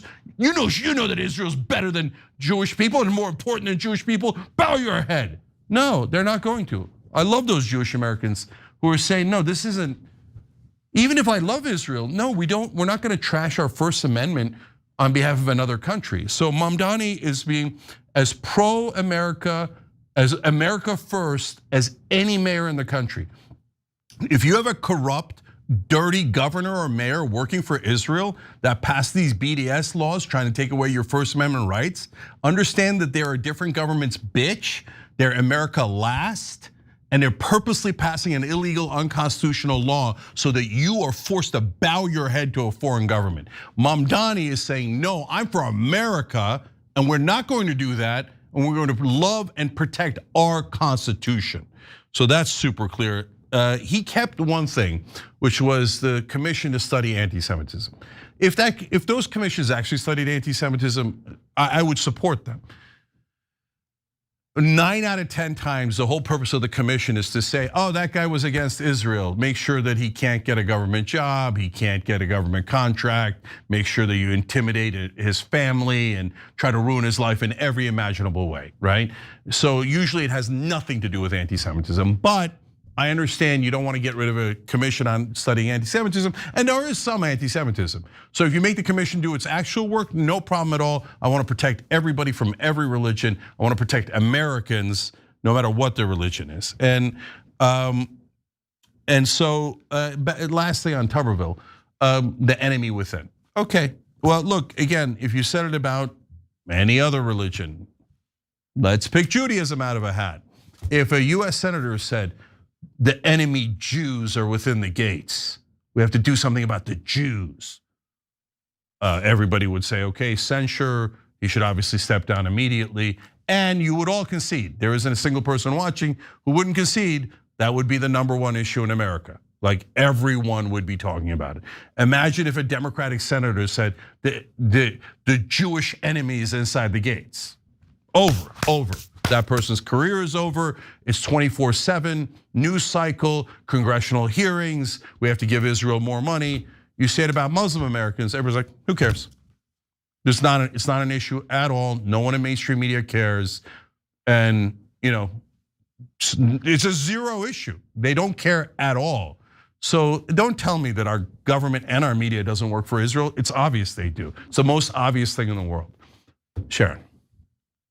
Yeah, we're gonna take a quick social break, but before we go, I just love him. He's young. His policies are clear. He's standing on them firmly. But I wonder if, we know so many young people support him. Young Jewish people support Mamdani. Can they support him enough, insulate him enough in order to give his policies, his administration, just a chance to get some things done? Or is the onslaught gonna, because this is just the beginning. These are just words and calls to activate. But I just wonder if, there's never been this in New York before. And I wonder if there'll be an opportunity for him to at least, try some things. Yeah, look, last thing I'll say on it is, no, Israel First is going to attack New York in every way possible. They're going to try to make sure that the city itself fails while Mamdani is mayor, so they can go, aha, you see the dirty Muslim ruined your city. Everybody get back to bowing and kneeling for Israel. So New York, I'm sorry, but get ready for an attack from propaganda, economic, in every way from the Israelis, because they're so deeply racist. They can't stand the idea of a Muslim having any power anywhere, let alone in America, let alone in New York, and bigoted, racist, whatever you want to call them. And then on top of that, they can't stand the idea that an American politician wouldn't kneel to Israel. To them, that is an unimaginable thought. So they will attack not just Mamdani, but the city of New York in every way they can to try to ruin Mamdani's term. And so if you're Jewish, Muslim, Christian, whatever you are in New York, brace for impact. Israel's coming to get you. Yeah, I worry, and I shouldn't say this, and I know we have to go, and I feel like I'm already kind of getting an inkling of it, just sampling mainstream media and cable news, that those who should be firmly with him and against this kind of bigotry, some black leaders are already, seem to me, have been gotten to, and their support eroded, or at least taken out of the game. I shouldn't 100%. say it, but this is what I'm hearing, seeing, and feeling, that they've already been, not all, but some key black leaders and support angles have been swooped away. Oh, 100%. Are you kidding me? The Israel First is so strong in this country. Republican leaders, Democratic leaders, black leaders, you name it, it doesn't matter. Latino leaders. I can track for you, show you pundits, African-American pundits, African-American politicians, and how much money they've gotten their entire careers from AIPAC or the Israeli lobby. So that when there's a situation like this, they go, hey, all right. Hey, person, let's leave it at that. It's your now job to get out on TV and attack the Muslim guy, attack this guy, attack that guy. And if Israel is being racist or bigoted, you're to say that their opponents are racist and bigoted and confuse people enough so that they leave the issue. And that is the job of the dogs who take money from Israel. And it has nothing to do with race, and it doesn't even have anything to do with parties. Israel First has bought a tremendous percentage of our media and our politicians, and they all work for Israel. So if you see someone attacking Mamdani on economic issues, that's normal. If you see someone attacking Mamdani because he's Muslim, or that he doesn't kiss Israel's ass enough, or he's anti-Semitic, that's a bitch for Israel. 99 out of 100 times. All right, we gotta go. We'll be right back.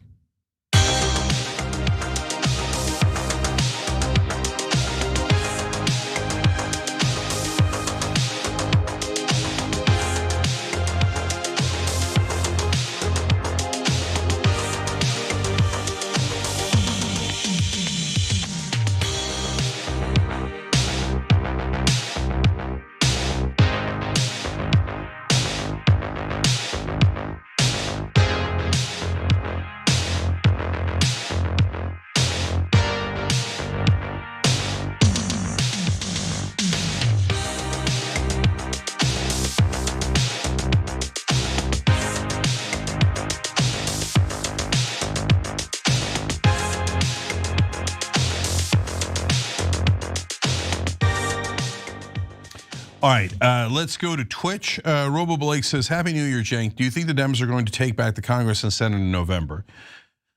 Happy New Year back to you. I think they're going to take the House almost for sure. I'm not positive about the Senate yet, but Republicans are in a lot of trouble. They haven't fixed the economy. They haven't done anything. All they've done is tax cuts for the rich, subsidies to their corporate donors, and massive giveaways to Israel. That's it, period. And the country hates the direction we're going in. They're going to get punished. A lot of their voters are not going to show up. They're not going to come out to vote for this pile of garbage, this dumpster fire. So they're probably going to get their clock cleaned in the House. Let's see what happens with the Senate. I mean, everything is so gerrymandered. It's so frustrating. But anyway, JRTJR 1972 says, I'm from New York City and I have no interest in what a foreign nation has to say about my city and state. That's why I voted for a mayor to put New Yorkers first. Here, here, brother. Back to Robo Blake for a second. Don't underestimate Democrats' ability to lose elections. Like, they should win 2026 in a landslide. It should be a tsunami, right? But the Democrats before the election will almost certainly come out and punch themselves in the face 200 times, right? They'll be like, oh, okay, now remember everybody, we also love Israel. Bam, bam, bam, bam. We would give them even more money. Bam, bam, bam, bam. Oh no, remember all the corporate CEOs love us. Bam, bam, bam, bam. So like, yeah, Hakeem Jeffries and Chuck Schumer can blow any election. Darth Hefe says, I know my Orthodox Jewish family thinks that all mainstream media is anti-Jewish. I know, it's hilarious, unbelievable. I would explain to them how they're not, but I do want to preserve a relationship with my nephews. I know, look, I empathize with you so much and it gets so personal inside families. Do whatever you're comfortable with, don't push too far. And yeah, the bias is so thick with honestly, with almost all the ethnic communities. I mean, the idea that you could think that mainstream media is anti-Jewish is the most preposterous idea ever, ever. But for people who like believe in Israel to their core, they think that if you just even a centimeter, a millimeter of criticism of Israel means anti-Semites. Like the only way that they would think that they were not anti-Semitic is if every cable news anchor has said, thank God for the genocide. We need to kill more Palestinians for Israel. Oh, they only took 53% of Gaza. They should have taken 103% of Gaza. Then they'd go, maybe they're fair to Israel a little bit, right? So there's no end to it, but it's not just Jewish people at all. A lot of the old world's immigrant communities are that biased. Theater Goddess says, doesn't the Quran include much of the Bible, or at least the Old Testament, which is also known as the Torah? Oh yeah, it's the third book in Islamic way of thinking. It's Old Testament, New Testament, Quran. And we call it the people of the book. But unfortunately, nobody knows that because our mainstream media is racist.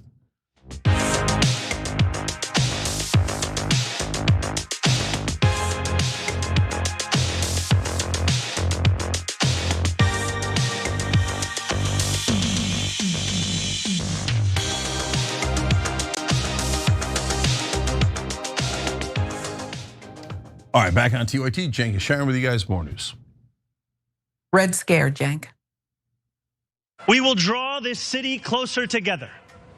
We will replace the frigidity of rugged individualism with the warmth of collectivism. We just witnessed a well-trained communist, maybe a perfectly trained communist, and the warmth of collectivism line, which would send a shudder down the spines of all New Yorkers and then all Americans, because we're talking about the financial epicenter of America and the world here, is incredibly chilling. You know, the DSA has raised this kid, and rugged individualism, give me a break. That's what built this country.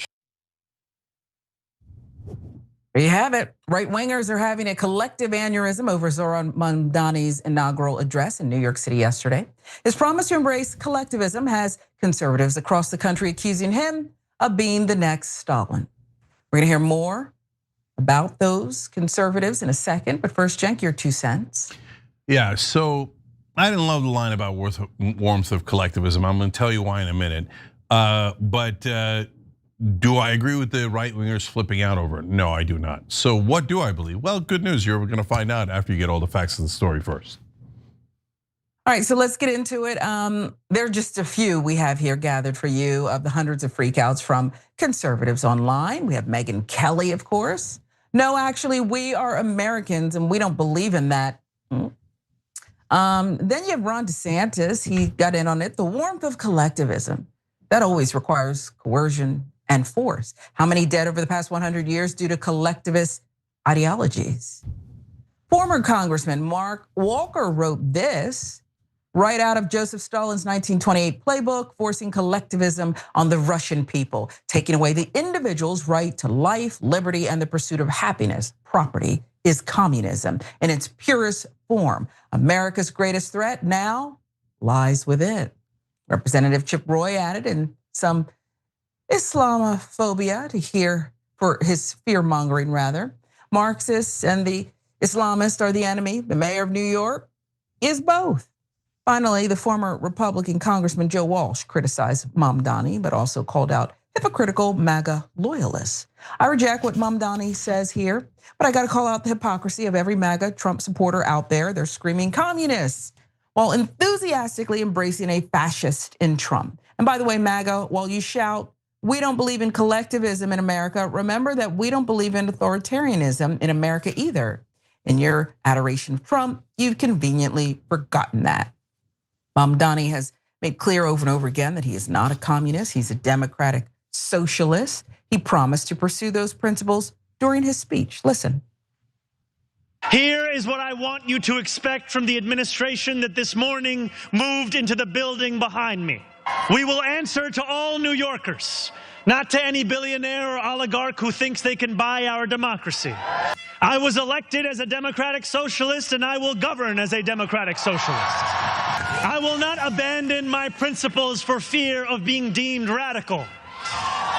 As the great senator from Vermont once said, what's radical is a system which gives so much to so few and denies so many people the basic necessities of life. We will strive each day to ensure that no New Yorker is priced out of any one of those basic necessities. All right, so the speech, Cenk, was a hit with some, clear miss with others. More on your thoughts, collectivism, and what stuck out, what bothered you even? Yeah, so we're gonna ask you guys too, because I'm curious what you guys think. Everybody has different opinion. You know, oftentimes you guys have different opinions than me, and there's nothing wrong with that. It's called America. So on tyt.com, we're asking, which do you prefer? A, the warmth of collectivism, B, rugged individualism, or C, a balance between the two. So I'm going to argue for a balance between the two. So I'm going to come back to that. I just wanted you to note in the videos that you saw there, Susan Sarandon was in the crowd. That's not surprising, but she's been a solid leftist throughout. God bless her heart. John Turturro was in the crowd. Love you, John. Okay, and people are complaining, oh, he was sworn in on the Quran. And like, you're supposed to have something after that. Otherwise, you're just saying, I'm a bigot who hates Muslims. That's all. That's literally all you're saying. I'm not putting words in your mouth. He's sworn in on the Quran, and why is that a problem? What, like, Christians are sworn in on the Bible. I assume Jewish folks are sworn in on Talmud, Torah, whatever it is. Why can't he get sworn in on the Quran? All right, and the guy holding it, and I love this because it's a beautiful picture of America, was Bernie Sanders. So we have the most prominent, successful Jewish American politician in American history, helping to swear in a Muslim American as the mayor of New York because they agree on policy. We're supposed to put old ethnic hatred, strife, differences aside when we come to America and be Americans, and that's what Bernie and Zohran are. That's awesome. Now, back to the economic stuff. Yeah, no, I think that I'm kind of torn on this. So he says, basically that speech was, I'm going hard. I didn't come here for half measures. Well, that's after my own heart. So I like that, right? Now the problem is he's going hard for democratic socialism, and I'm not quite a democratic socialist. I'm a democratic capitalist. Is it similar? It is similar. Is there a little bit of a difference? There is. And so to me, when I hear collectivism, I don't even hear socialism. That does feel like more of a term that's a little further left than socialism. And so, but everybody disagrees about what socialism means. So it's all like junk labels, but like that doesn't give me a lot of warmth because a lot of socialist countries have done great. Norway, Taiwan, depends on what you call socialist, right? Communist countries have not done great. They've done terrible, and I don't agree with that system at all. It gives me no warmth at all, right? But much more importantly than that, guys, like this idea that you're gonna get to the right answer by going to one of the extremes is, to me, like absurd. So, okay, rugged individualism. I'm just one guy alone will do it. Really? Have you ever seen just one guy be able to do anything? Okay, let's ask the simplest question of all time. What is stronger, an individual or a team? Duh, a team, right? So we have to be able to work together. How are you gonna work together? How are you gonna have cops? How are you gonna have a military? How are you gonna have social security? How are you gonna have a fire department if you don't work together? How are you going to protect one another if you don't work together? Obviously, rugged individualism by itself cannot just be the answer. That's crazy talk. If you do collectivism at its extreme, and he's not necessarily saying it's at its extreme, but if you do it at its extreme, it does go against individualism. It says, no, the collective is more important than the individual. And sometimes the collective is more important than the individual, but not every time. And individual rights are super important and a cornerstone of this country. So my answer is a balance between making sure that every individual is protected and has their freedom to be an individual, but at the same time, we all work together to the best of our abilities on things we agree on to go way further ahead. Because if we're not working together as a united team, we're never going to be able to compete internationally or in any other way. We're never going to be able to get anything great done. We got to the moon, we won World War II by working together. It wasn't one engineer going, hey NASA, I got this. It wasn't one general or one soldier that won World War II. It was the combined team of America, all of us together. Yeah, do you think Mamdani needs to double down, show more nuance, I guess I'll say? Because when it comes to landlords versus affordable housing and tenants, is he really saying I want all landlords to fail? No, what he's saying is we're so far out of whack over here that I've got to level things out a little bit, or most people will lose. Yeah, so look, there's a couple of reasons why I support Mamdani that are really important. One, Israel was so adamant that no one that they haven't pre-approved be allowed to win an American election. So I'm ecstatic that Israel first lost. And it's important for the rest of the country, not just New York. Number two, it drives racists and bigots like Chip Roy crazy. So Chip Roy, what is that? He calls him an Islamist, but he is definitely not an Islamist. He's just Muslim. He's never said he was in favor of radical Islam, fundamentalist Islam. He's never said anything like that. So basically, Chip Roy is saying, I hate all Muslims, and I want pieces of crap like that to lose and to cry, okay? So that's a second reason. But third reason is the one you're alluding to, which is let's try things. Let's elect people who are going to try things for the average American. And if they are, let them run with it. I don't have to agree. I don't have to agree if it's a right winger. I don't have to agree if it's someone further left than me. And to the bottom line, to your point, Sharon, is what's gonna happen is Mamdani is gonna try hard, and I want him to try as hard as possible, and he's gonna run into a huge amount of opposition. And so that together might move it from the extreme we're in now, closer to the center, right? He'll never get to the far, far left because 1 million people in New York, including Wall Street, will stop him, right?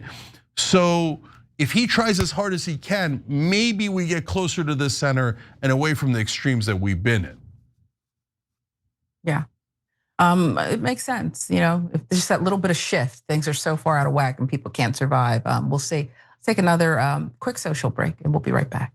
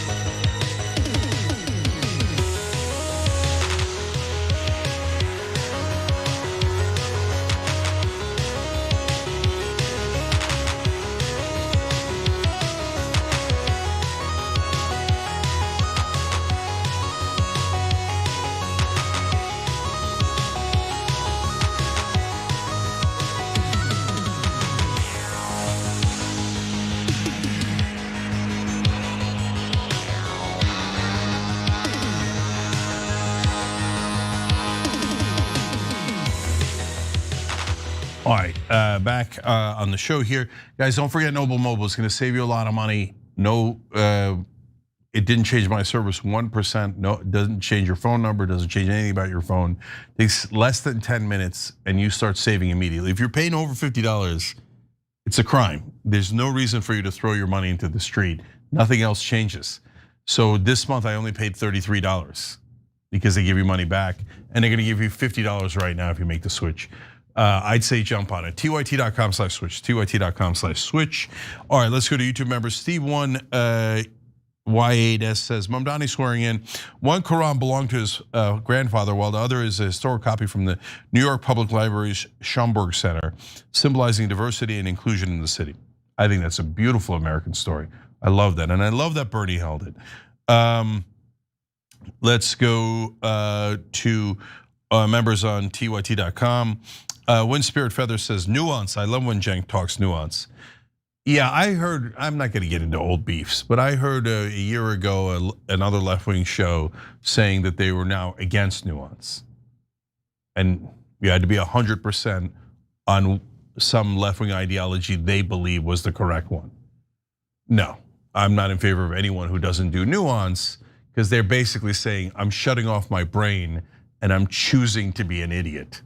Oh no, things aren't balanced. No, you should always go to one extreme. And that's a smart thing to do. No, it's not. It's literally intellectual surrender. It's saying, I can't figure out what's right, so I'll just go to an extreme and go, duh, I don't do nuance. So be wary. If somebody says they don't do nuance, run screaming from the building. That person's an idiot and an extremist and will only cause you harm. I thought they were only on the right a long time ago. I remember when everybody on the left agreed that Bush was an idiot for saying, I don't do nuance. Now, apparently some people on the left are like, yes, we're just like Bush. We don't do nuance. Well, congrats. Theater Goddess says, doesn't the Quran include much of the Bible? Oh, yeah, I already read that one. Panic on Funkatron says, the advantage of JD Vance is that he's pretty universally hated. He has the charisma of a crap taco. That's kind of funny, and it's funnier the way he wrote it, which was S. But Ernest O. Flowerchild says, jacket over t-shirt is a Miami Vice thing, isn't it? No, I invented it. No, of course, it originally was from Miami Vice. Softball Dragon says, do we think Melania and JD Vance have TDR-style countdown calendars to when they're hoping that Donald gets his tea time in hell? I don't know. Does JD Vance want to be president? Of course. But of the two, who's rooting for that more? Probably Melania. Okay, but I'm just guessing. We'll be back.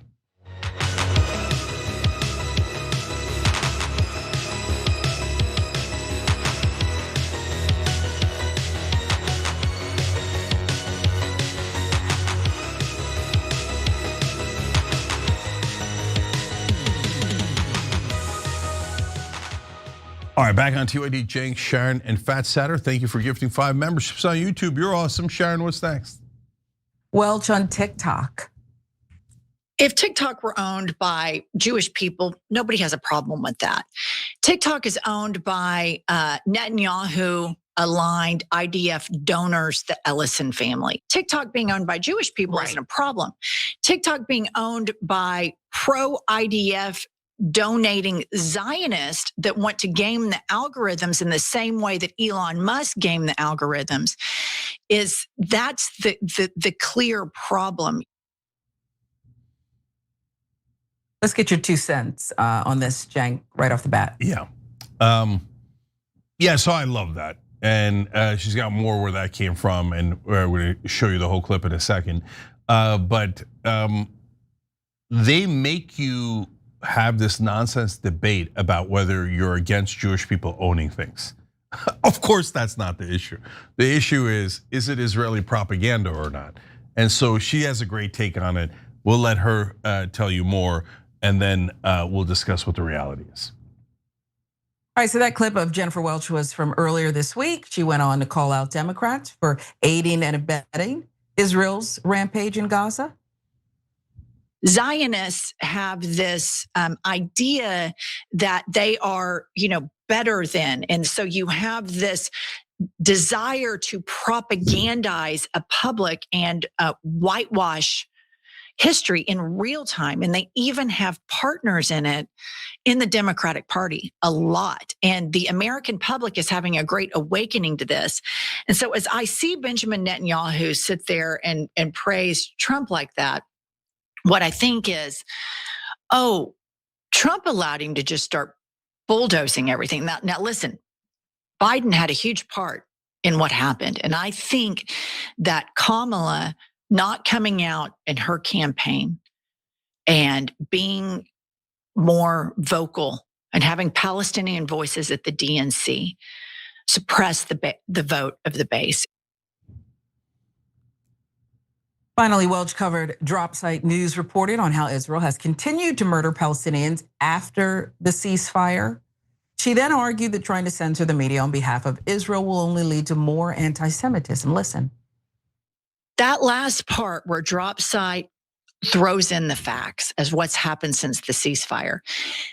That is what the Larry Ellisons, the Benjamin Netanyahus, and the Barry Weiss don't want you to know. That's why they're trying to kill journalism. That's why they're taking this weaponizing anti-Semitism in universities and in media, because facts have a problem. Facts are a problem for them. Just like for the MAGA movement, facts are a problem for them. And the short-sighted fool's errand of this is what they're doing is they are incubating anti-Semitism at such a fever pitch rate. People are so dismissive of Gen Z and they think, okay, they get their news from TikTok. They don't know anything. They do get their news from TikTok, but they vet it. And they figure out who are the truth tellers on TikTok and who aren't the truth tellers on TikTok. And they see with their own eyes and they read the facts about since the ceasefire, over 400 civilians killed. Cenk, is she right that the way Ellison and others are taking over media, turning facts upside down on their head, it is leading to more anti-Semitism? Of course she's right. She's 100% right about all this. What I find to be amusing is a lot of Israel First people are spreading this clip and they're like, can you believe she said that? I was like, please send it to more people. Yeah, I can believe it and it's 100% accurate. Where's the lie? So are they saying like, oh, can you believe she criticized Biden and Kamala Harris for kissing Israel's ass? That's a verifiable fact, right? They gave them Israel everything they wanted. They were willing to lose the election to serve Israel. That's how loyal they were. And so, look, you get to the heart of the issue. Jewish people owning something, who cares? Are you crazy? I had David Duke on the show back in 2015. We had this argument nonstop for about an hour. And he would say, oh, Jewish people own this thing or that thing in the media. And then every time he listed a Jewish person, I'd list a non-Jewish person, right? So that's not a thing. Americans can own anything they want, and your race, religion, et cetera, should never matter into that. But that's not the issue here. That's what the Israel First guys want you to think is the issue. The reality is Larry Ellison is a guy who is completely loyal to Israel, and they are buying TikTok on behalf of Israel. Now, why do I say that? Is it just Larry Ellison's Jewish? No, I didn't even know he was Jewish. And so it turns out Larry Ellison gave $16 million in charity to the IDF in the middle of the genocide.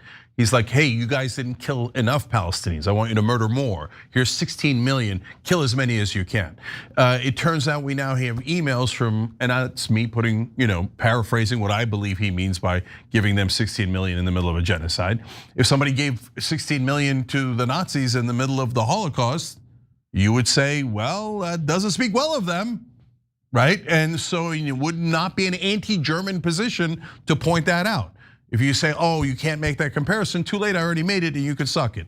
So I don't care that you keep pretending that you're offended by things. And yes, a lot of people are pretending to be offended.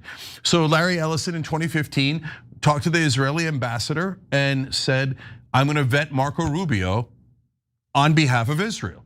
And then he did talk to Marco Rubio, and then he wrote back to the ambassador and saying, yes, he's pro-Israel, so I gave him $5 million for his presidential campaign, by the way, against Donald Trump. So we have internal emails where they say, I am working on behalf of Israel, And then Netanyahu came out and said, yeah, we're buying TikTok on behalf of Israel. And so they said it. If you want to call people anti-Semites, call them anti-Semites, because they're the ones saying it, right? So there's no question about it. She's 100% right. And TikTok, you can go and buy that and then turn it into some Israeli propaganda outlet. Good luck to you. We're all gonna leave, and we're not gonna be tricked by your stupid Israel first propaganda. The minute it happens, we're gonna go to a different platform, and I hope that Larry Ellison and his dumb son lose tens of billions of dollars on TikTok. So keep spreading what Jennifer Welsh is saying, because it's 1,000,000% right. Yeah, and we'll see. I mean, they're gonna go hard, and then harder on this, and one side can't lose, is their stance on it. Let's get to this one, Bannon's beef. Aren't people teasing right now that Samantha Powers and Hillary Clinton must somehow have gotten invited to the Mar-a-Lago New Year's Eve celebration, because the president coming out today saying, hey, we're locked and loaded. Isn't that straight from the Samantha Powers and Hillary Clinton playbook? So that's Steve Bannon calling Donald Trump Hillary Clinton. Damn, and I love it, and he is right. Hillary Clinton was a neocon, Samantha Powers turned into a neocon, and Donald Trump's a neocon. No matter who you vote for, you always get a neocon. But what's different is that the right wing now has joined the fight, the right wing voters, and realizes they were duped. And remember, it's not like the Democrats and the left weren't duped. All the Democratic leaders said they were for peace. Then Joe Biden, Hillary Clinton, John Kerry all voted for the Iraq war. And then they got in office. And what did Joe Biden do? Oh, Israel's doing a monstrous war/genocide on the civilians in Gaza. Great, here's $21 billion for more of that war. So corporate Democrats and corporate Republicans are the same. They work for their donors, including Israel. We've known that from day one, and it is amazing to see Steve Bannon, Tucker Carlson, and so many on the right now saying, you guys were right. And we don't want this warmongers, and we don't want to be run by a foreign government. Sharon, what do you think? I couldn't agree more. Let's get to more of what Bannon did today, though, because as he hammered President Donald Trump for floating the US regime change operation in Iran, let's get to why he thinks the US should stay out of that conflict. Just enforce the sanctions and let the mullahs try to run the economy as they're running it, because they don't know what they're doing, running it by Islamic law and not by the laws of free market economy. The economy will crash, and the Persian people will overthrow these guys just like they overthrew the Shah. Let the Persian people take care of this. You can't intrude on this thing. The more you intrude, the more the mullahs are going to dig in and say, this is the great Satan that's doing this, and you're going to have a bigger and longer mess than you can have. You've got the opportunity right now for the people in Persia to overthrow these demons. Keep your sanctions on, and like I say, once again, cut off the oil. Don't let them monetize the oil to the Chinese Communist Party. So on the other end of the spectrum, we have Mark Levin, who is ecstatic at the prospect of regime change. Today, this is what he wrote on X. If the Iranian regime falls and is replaced by a Western-friendly government, it'll be as big as the tearing down of the Berlin Wall and the entire wall between then East and West Germany. It'll further underscore the crucial alliance between the United States and Israel, and one of the greatest partnerships between two historic and courageous leaders, Trump and Netanyahu, whose bold actions precipitated what we are witnessing. The neo-fascist woke Reich and Marxist Islamists, both homegrown and imported, are a cancer on human freedom, the civil society, and Judeo-Christian Western values. They must be forced into oblivion. We meant it when we said ecstatic, Cenk. Yeah, so look, Mark Levin has turned into our top ally. No one is flipping the right wing against Israel more than Mark Levin is. So keep going, brother. Keep going. You got this. Oh yeah, call everyone a Nazi. Call everyone in the right wing a Nazi. Call Tucker Carlson, Megyn Kelly, Steve Bannon. Tell them that they all have to serve Israel, and if they don't, get on their knees and pledge their loyalty to a foreign government. They're not really right wingers. Keep going, brother. I couldn't do half as good a job as Mark Levin in turning the right wing against Israel and their genocide. So look, guys, don't get thrown by Steve Bannon agreeing with us. Like he said a couple of things there I didn't agree with. So what, right? So if he's coming to our side saying no war with Iran, that has been our position for 20 straight years. Take yes for an answer. Unite as a country against regime change, against war with Iran, and against following Israel's orders. I love a united America. Let's keep going in that direction. When we come back, the revolution, we've got somebody running for state comptroller in New York. And here we go again. Israel First is mad at him. Why? You're gonna find out when we come back. Sharon, you're awesome. Happy New Year. And we'll see you soon.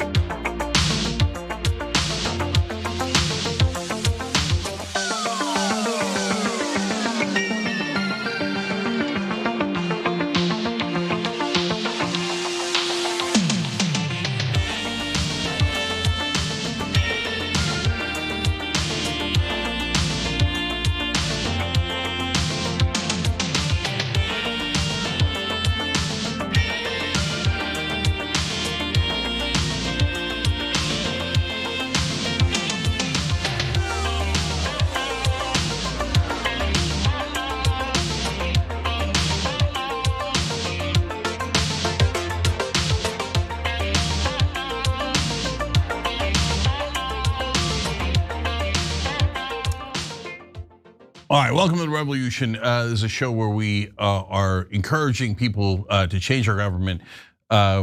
Democrats, Republicans, doesn't matter. Everybody unite to get our government back from the donor class. And we're interviewing a lot of folks from different parts of the political spectrum who have an idea for change. And we've got one of those for you tonight. Raj Goyal is running for New York State Comptroller, and he's being attacked by Israel First. Of course, why? My guess is he has not pledged to serve Israel loyally while being the comptroller for an American state. But we're gonna find out because Raj is here.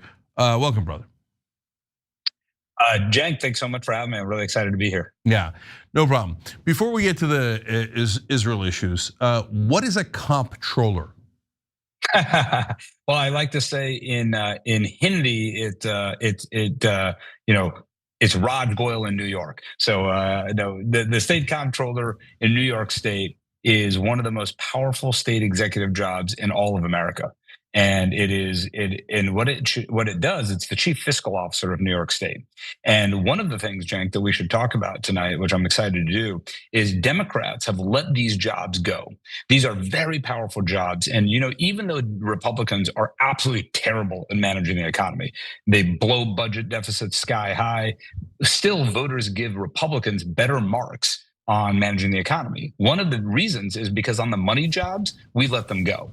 And we don't really prioritize them. We think of them as paper pushing backwater offices, when in reality, the New York State Comptroller runs with sole trusteeship a $300 billion pension fund and is the state auditor. Every penny of public dollars in New York State essentially can be audited and investigated for inefficiency, waste, fraud, and abuse by this office. And right now it's sitting there with a 40-year Albany incumbent who does none of these things. And it's a huge weapon in the war against the affordability crisis that is laying fallow right now.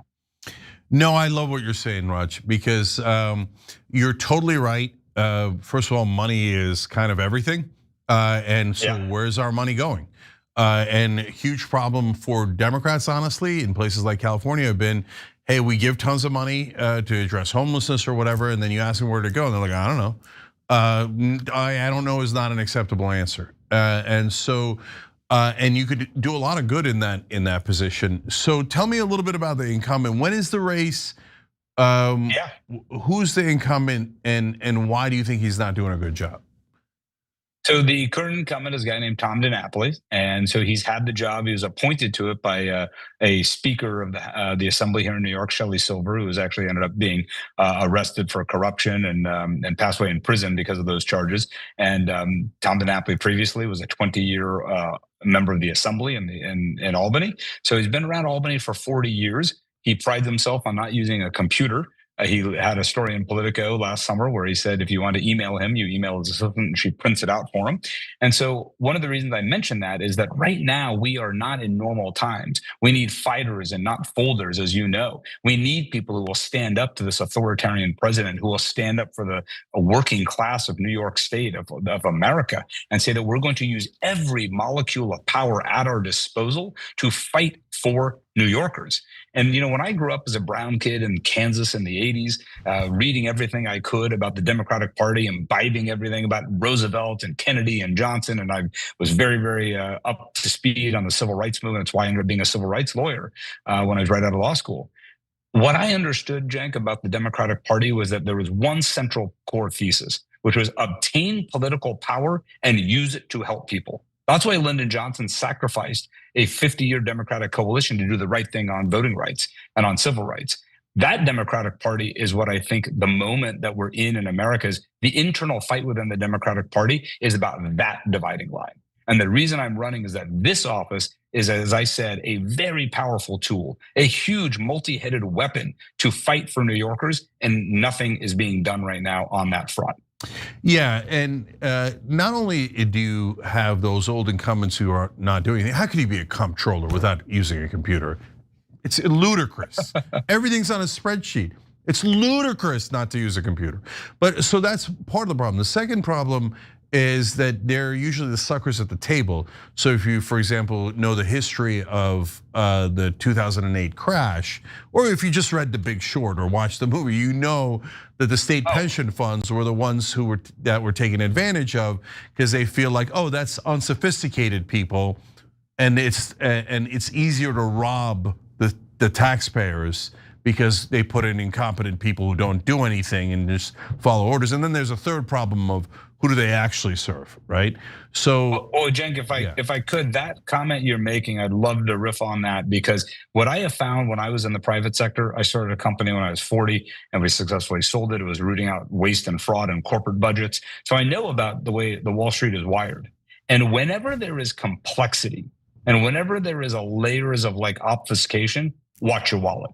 Because that's exactly what you're getting at, because they pull the wool over people's eyes. One of the most important consumer issues out there is just truth and invoicing. One of the things that, if you ever looked at your Con Ed bill or the Verizon bill, you need to it's like in hieroglyphics. There's a charge here, and then it's sometimes in arrears, and it's just very complicated. And so when there is complication and complexity, there is often theft going on, where there is money moving from your pocket that shouldn't be moving out of your pocket. And that is one of the things I've learned in the business world. Yeah, I mean, look, Raj has a really interesting background. He ran that business, sold it. He went to Harvard Law School. He was at the NAACP Legal Defense Fund, Public Citizen, ACLU, Center for American Progress, and was a state rep in Kansas, actually. I'm gonna come back to that in a second. But so Israel First is mad at you because you're saying, talking about selling for all foreign bonds, and so obviously you've defied Israel, so that's a huge problem for you. We'll talk about how it might be a problem, but first, what are you doing that's got them agitated? or proposing? So Cenk, all that I said was very simple, which is I was looking at, I've had a lot of conversations. People asked about this issue. I'm running for state comptroller to lower utility bills, to provide affordable housing, to provide childcare, to help the affordability agenda. But also there is this issue of the foreign bond portfolio. So out of a $300 billion pension fund, there are $350 million in the state of Israel in foreign bonds, and about $230 million in all the rest of the world combined. And I said very simply, we should cancel the foreign bond program and bring the money home to New York. We should be investing in New York and New Yorkers. That is the fundamental premise of good money management, of the fiduciary duty that we all have as comptroller, because it is actually political favoritism right now with that program. And so that's what we should end. And of course, we have the moral argument, which is right now, public dollars are going as a blank check to war crimes going on in Gaza. Now, I have been very, very clear. We can hold two things in truth at once, which is October 7th was a heinous war crime perpetrated by Hamas. Horrifying things. We shouldn't shy away from that one bit. But we should also say that we can criticize and hold accountable the government of Israel for its actions and its current right-wing leader. And so that's why the moral thing to do and the fiduciary common sense thing to do is to cancel this foreign bond program. Okay, so tell us a little bit more about foreign bonds. So what is the New York pension fund buys them and gets a return? That's right. And is it a good return? How does it help New York and how does it help Israel? Yeah, so it's a very mediocre return. It is not some sort of incredibly great deal with upside. It is a fair to middling deal. And so, as I said before, what we could be investing in with that money is bonds right here in New York. We could absolutely, the current comptroller dismisses the idea, it makes my blood boil, that we shouldn't invest in affordable housing, that we shouldn't help the pensioners and the people of New York live a better life.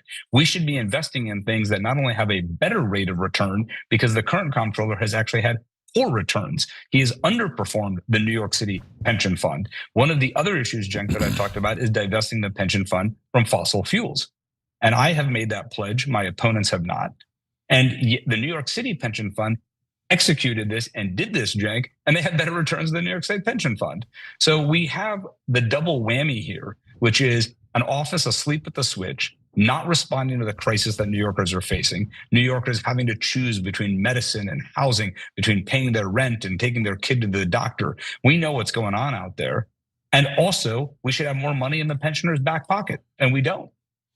So you mentioned another interesting fact in there, which is that New York has approximately $350 million in Israeli bonds and $230 million in the rest of the world combined.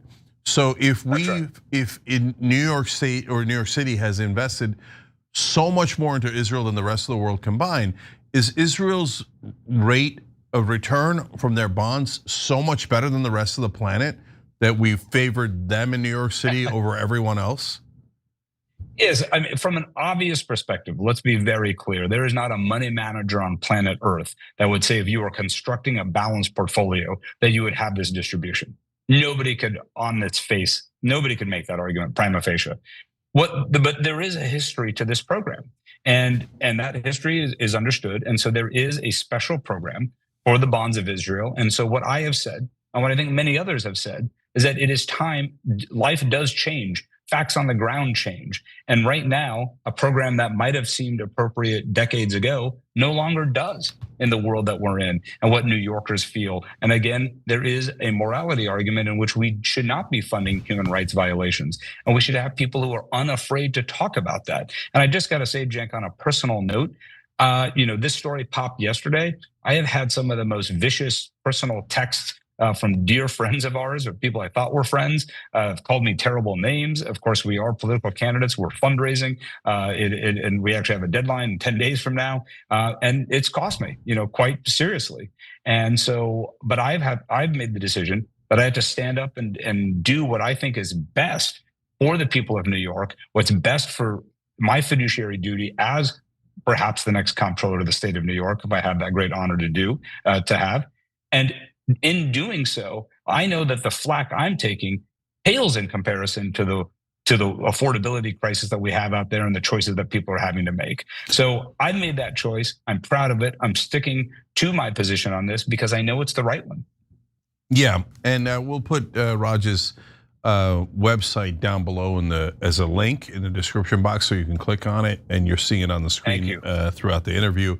Because it does, there are consequences, political, financial consequences when you don't bow your head to Israel. I mean, Raj, real last thing on this. I mean, we're actually two quick things on it. One is, like, there is constantly a different rule for Israel. So I often use a Turkish example because I'm Turkish. So if I said like, okay, now the Turkish bonds are less than, other countries, let's say, and I'm sure the Israeli bonds are somewhere in the middle, right? I'm sure there are countries that have lower rates of return and higher rates of return, et cetera. Let's assume the Filipinos, the Brazilians, et cetera, have higher return and low risk. And I go, no. The great majority of our bonds have to be Turkish bonds. People would go, that's strange. And Raj, if you came in and you're like, no, I insist, the rest of the world gets 230 million, but India gets 350 million, people will go, whoa, whoa, whoa, whoa, whoa, what are you doing, right? But when it comes to Israel, they reverse it. If you don't give it disproportional to Israel, you're somehow anti-Semitic. Is that not borderline insane? Well, I'm really glad you raised that, and I want to one fact, and then I want to get to that point, which is Moody's actually downgraded and said the Israel bonds are riskier than they were in the past. So it's another reason from a fiduciary duty perspective that it is not the wisest investment. But to your larger point, Cenk, I'd really love to wade right into there, because at the end of the day, on a very personal note, I understand in all these conversations and thousands of hours and thousands of conversations, I think there is a fundamental dividing line. And I'm 50, I don't look a day over 49, but I'm 50 years old. And I know that for a bunch of folks, and certainly of a certain generation, and some people I love and hold and cherish so close to my wife and I, the criticism of the state of Israel is equivalent and tantamount to anti-Semitism, to their mindset. And I understand where they're coming from. But what I can just say very personally, in the logic that I hold, and looking at it from my head and my heart, I can't cross that bridge. When I look at it, I say I can love and cherish the Jewish people. I can so vigorously denounce the anti-Jew, the Bondi Beach massacre, which was clearly against Jewish people and was out there to kill Jews. And at the same time, I could hold accountable a foreign state and a military for its actions. We can hold both of these things to be true. And I understand some people, and the people have sent me very vicious texts in the last 24 hours and so on, they don't believe that. They believe that to criticize the state of Israel is to be anti-Semitic. And that is just a dividing line where I think obviously reasonable people have to disagree. Yeah, I actually don't think they're reasonable people. I know tons of people like that too. And no, they're wrong. Sorry, like they call us names all the time. I think they're bigots. I think they're racist. And I think that they think that killing Palestinians is no big deal. They think that only Israeli lives matter. And no, none of us are anti-Semitic. It's absurd. Like, I would never tolerate anti-Semitism. I would never tolerate Jewish Americans or Jewish New Yorkers being treated different than any other religion. That would be absurd. And by the way, Raj, I mean, as immigrants, right? Your family's, I believe, is originally from India, and mine is from Turkey. The very last thing immigrants want is discrimination towards anybody, because we'll be first up, right? Well, 100%, because one of the things that's most important is to point out that as an American, which is the value and the identity that we hold most dear, I criticize the American government all the time. Not just if they're Republicans or Democrats, but if the United States military commits a human rights violation, we call that out. If the government, I'm a proud Indian American, but you can criticize Narendra Modi or any prime minister of India all day long. That is part of the democratic small d process. And so I think that's the new era that we're in. And what I sense just very personally, and I think you know this as well, there is a generational transition going on. This is why we saw right here in New York, we saw with the energy. I was out there the swearing in for Zohran yesterday. I mean, I think I'm still recovering. They said it was 14 degrees. It felt like negative 15 out there, but it was of course a very joyous day. And what you saw there was, I think what also bothers many people is that many Jewish New Yorkers were running the Zohran campaign.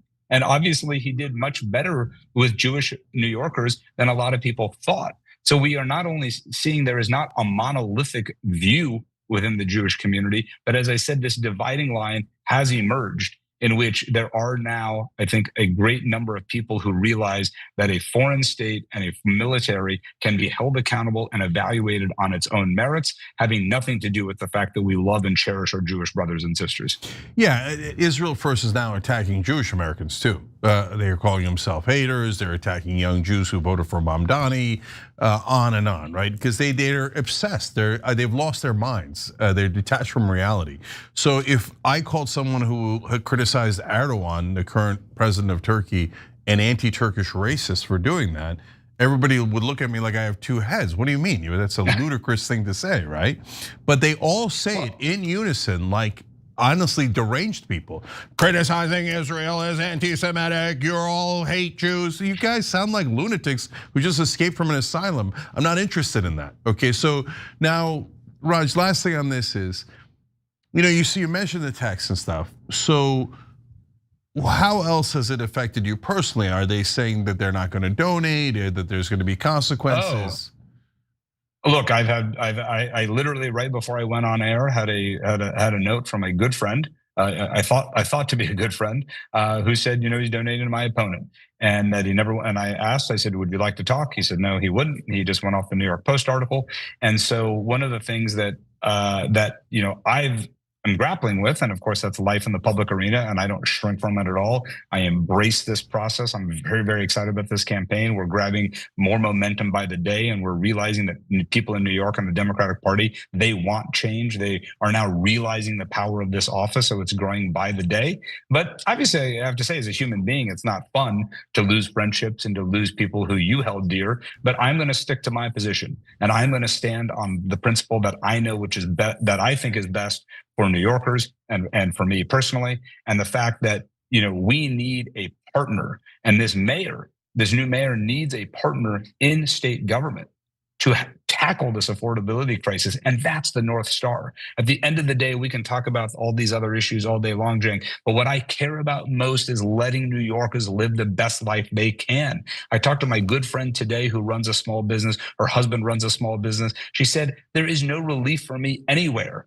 My husband's business is about to close. We are barely making ends meet. And these are wonderful people who are very high quality in their profession, and they can't make it here.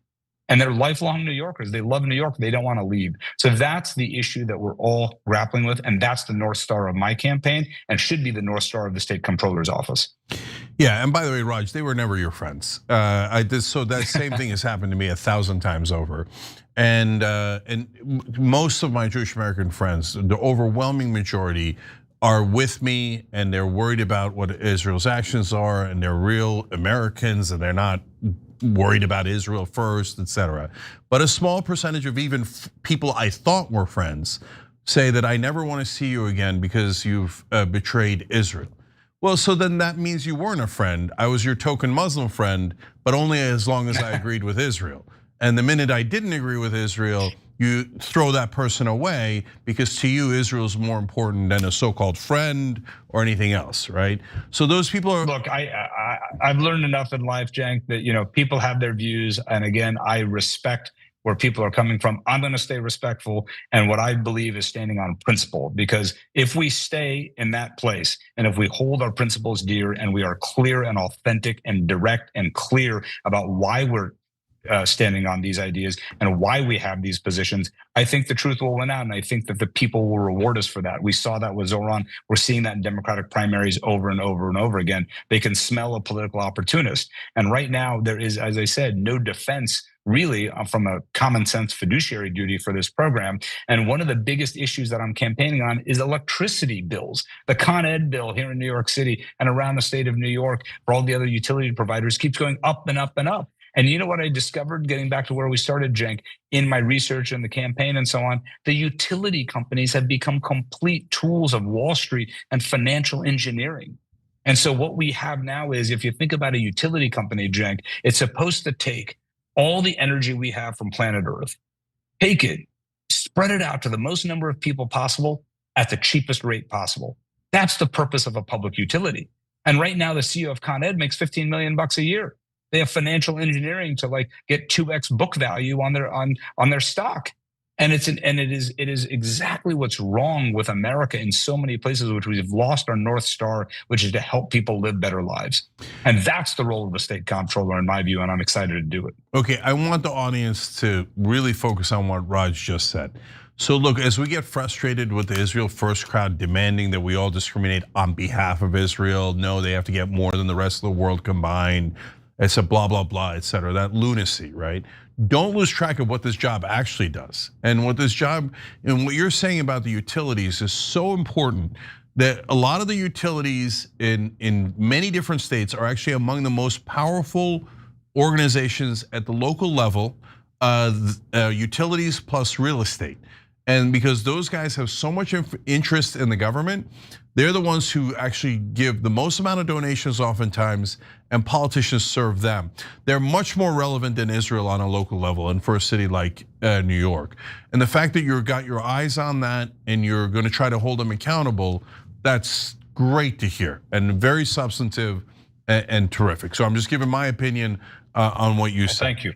Yeah, and I think the idea here is that, I know the purpose of this show, right, is about how people can make a difference, which is how to organize and how to get engaged. There is this little obscure body in Albany called the Public Service Commission, and it's controlled by Albany insiders, and that is rubber stamping all of these utility rate hikes. We have these AI data centers coming online, and the last thing we need to do is to subsidize big tech. And to be clear, Cenk, I ran a tech company. So again, I know where these bodies are buried. And the last thing we need is to say that Elon Musk or Tim Cook or Jeff Bezos needs to have a data center built to benefit their companies on the backs of ratepayers. But that is precisely what will happen, because again, insiders in the establishment, they want you to not know about this office.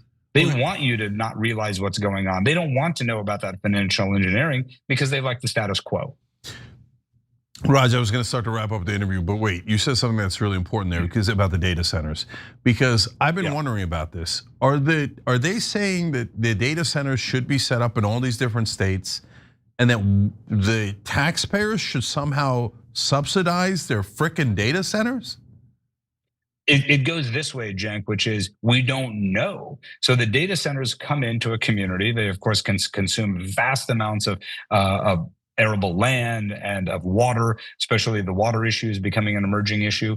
And so what they do is they don't break it out to know. The utility companies say, we have a huge spike in demand, so therefore we need more infrastructure. And they oftentimes do need more infrastructure, but the state comptroller should be the watchdog, the person saying, what do you actually need this for? If you're doing it because the average person needs more hydroelectricity or needs more electricity generally, that's fine. But if you're doing it because Google needs a huge data center to conduct its operations, that's fine, but then Google should pay for it. And right now there is no way to break into that black box. And I've talked to a lot of people in industry, they don't even oppose that. But the status quo, if they're willing, if they're able to sort of get a sweetheart deal and let it sort of get folded into the normal operational expenses and nobody really knows what's going on, of course they're going to take that deal. I'll tell you this right now, this is my 2 cents. But if you dive in and you figure out how much the data centers are using the energy and then having the public subsidize it, and you put an end to it, you'll be an American hero. Because these data, no, I'm not anywhere near joking. Because because the oil companies already expect us to subsidize all their costs from climate change and everything else, right? And they just keep pushing all their costs onto us, and that's true of a lot of industries. But these data centers, if they drive up demand and then expect all of us to pay for it, that's a crime. No. You're gonna run a business, you pay your costs, and then you have your revenue, and then you have your profit after that. That's how the free markets work. That's how capitalism works. No, it doesn't work in privatize the profits and socialize the expenses and make the average New Yorker pay for it. Hell no. Hell no. Well, and I'll tell you right now, utility companies are entitled to a margin, generally around 9 to 11%. So when I ran my business, man, that would have been amazing. That for every dollar that I spend, I'm just entitled to profit on it, and entitled to margin. So right now, my good friend who's an energy expert, Greg Orman, he talks about this a lot, which is it's the only industry in America where you're paid to decorate your office. What he means is that you go buy that fancy couch or you go buy that fancy ornament for your office, it goes into your asset line and you get margin on that. And so that's what's happened with the financial engineering, not in all sectors of America. I mean, look at private equity getting involved in volunteer fire departments, in owning emergency rooms, and in now owning leagues of high school sports. I mean, it has just gotten beyond anything that we had imagined because of this rampant financialization. So there are many, many goods in this country that are not appropriate for concentrated private equity to come into. And so that's a realization that I think people are waking up to. And I think the AI data center, I agree with you, is one of those great dividing lines, one of those great cleavage points that the average person is sitting around saying, wait a second here, this smells funny and I don't like it. So I was gonna ask you more questions, but I only have time for one last one. Sure. What's the matter with Kansas? No, seriously. No, seriously. So Tom Frank's a very good friend. And what happened is I was a young guy and I went back to my hometown of Wichita, and very few people go back to Kansas.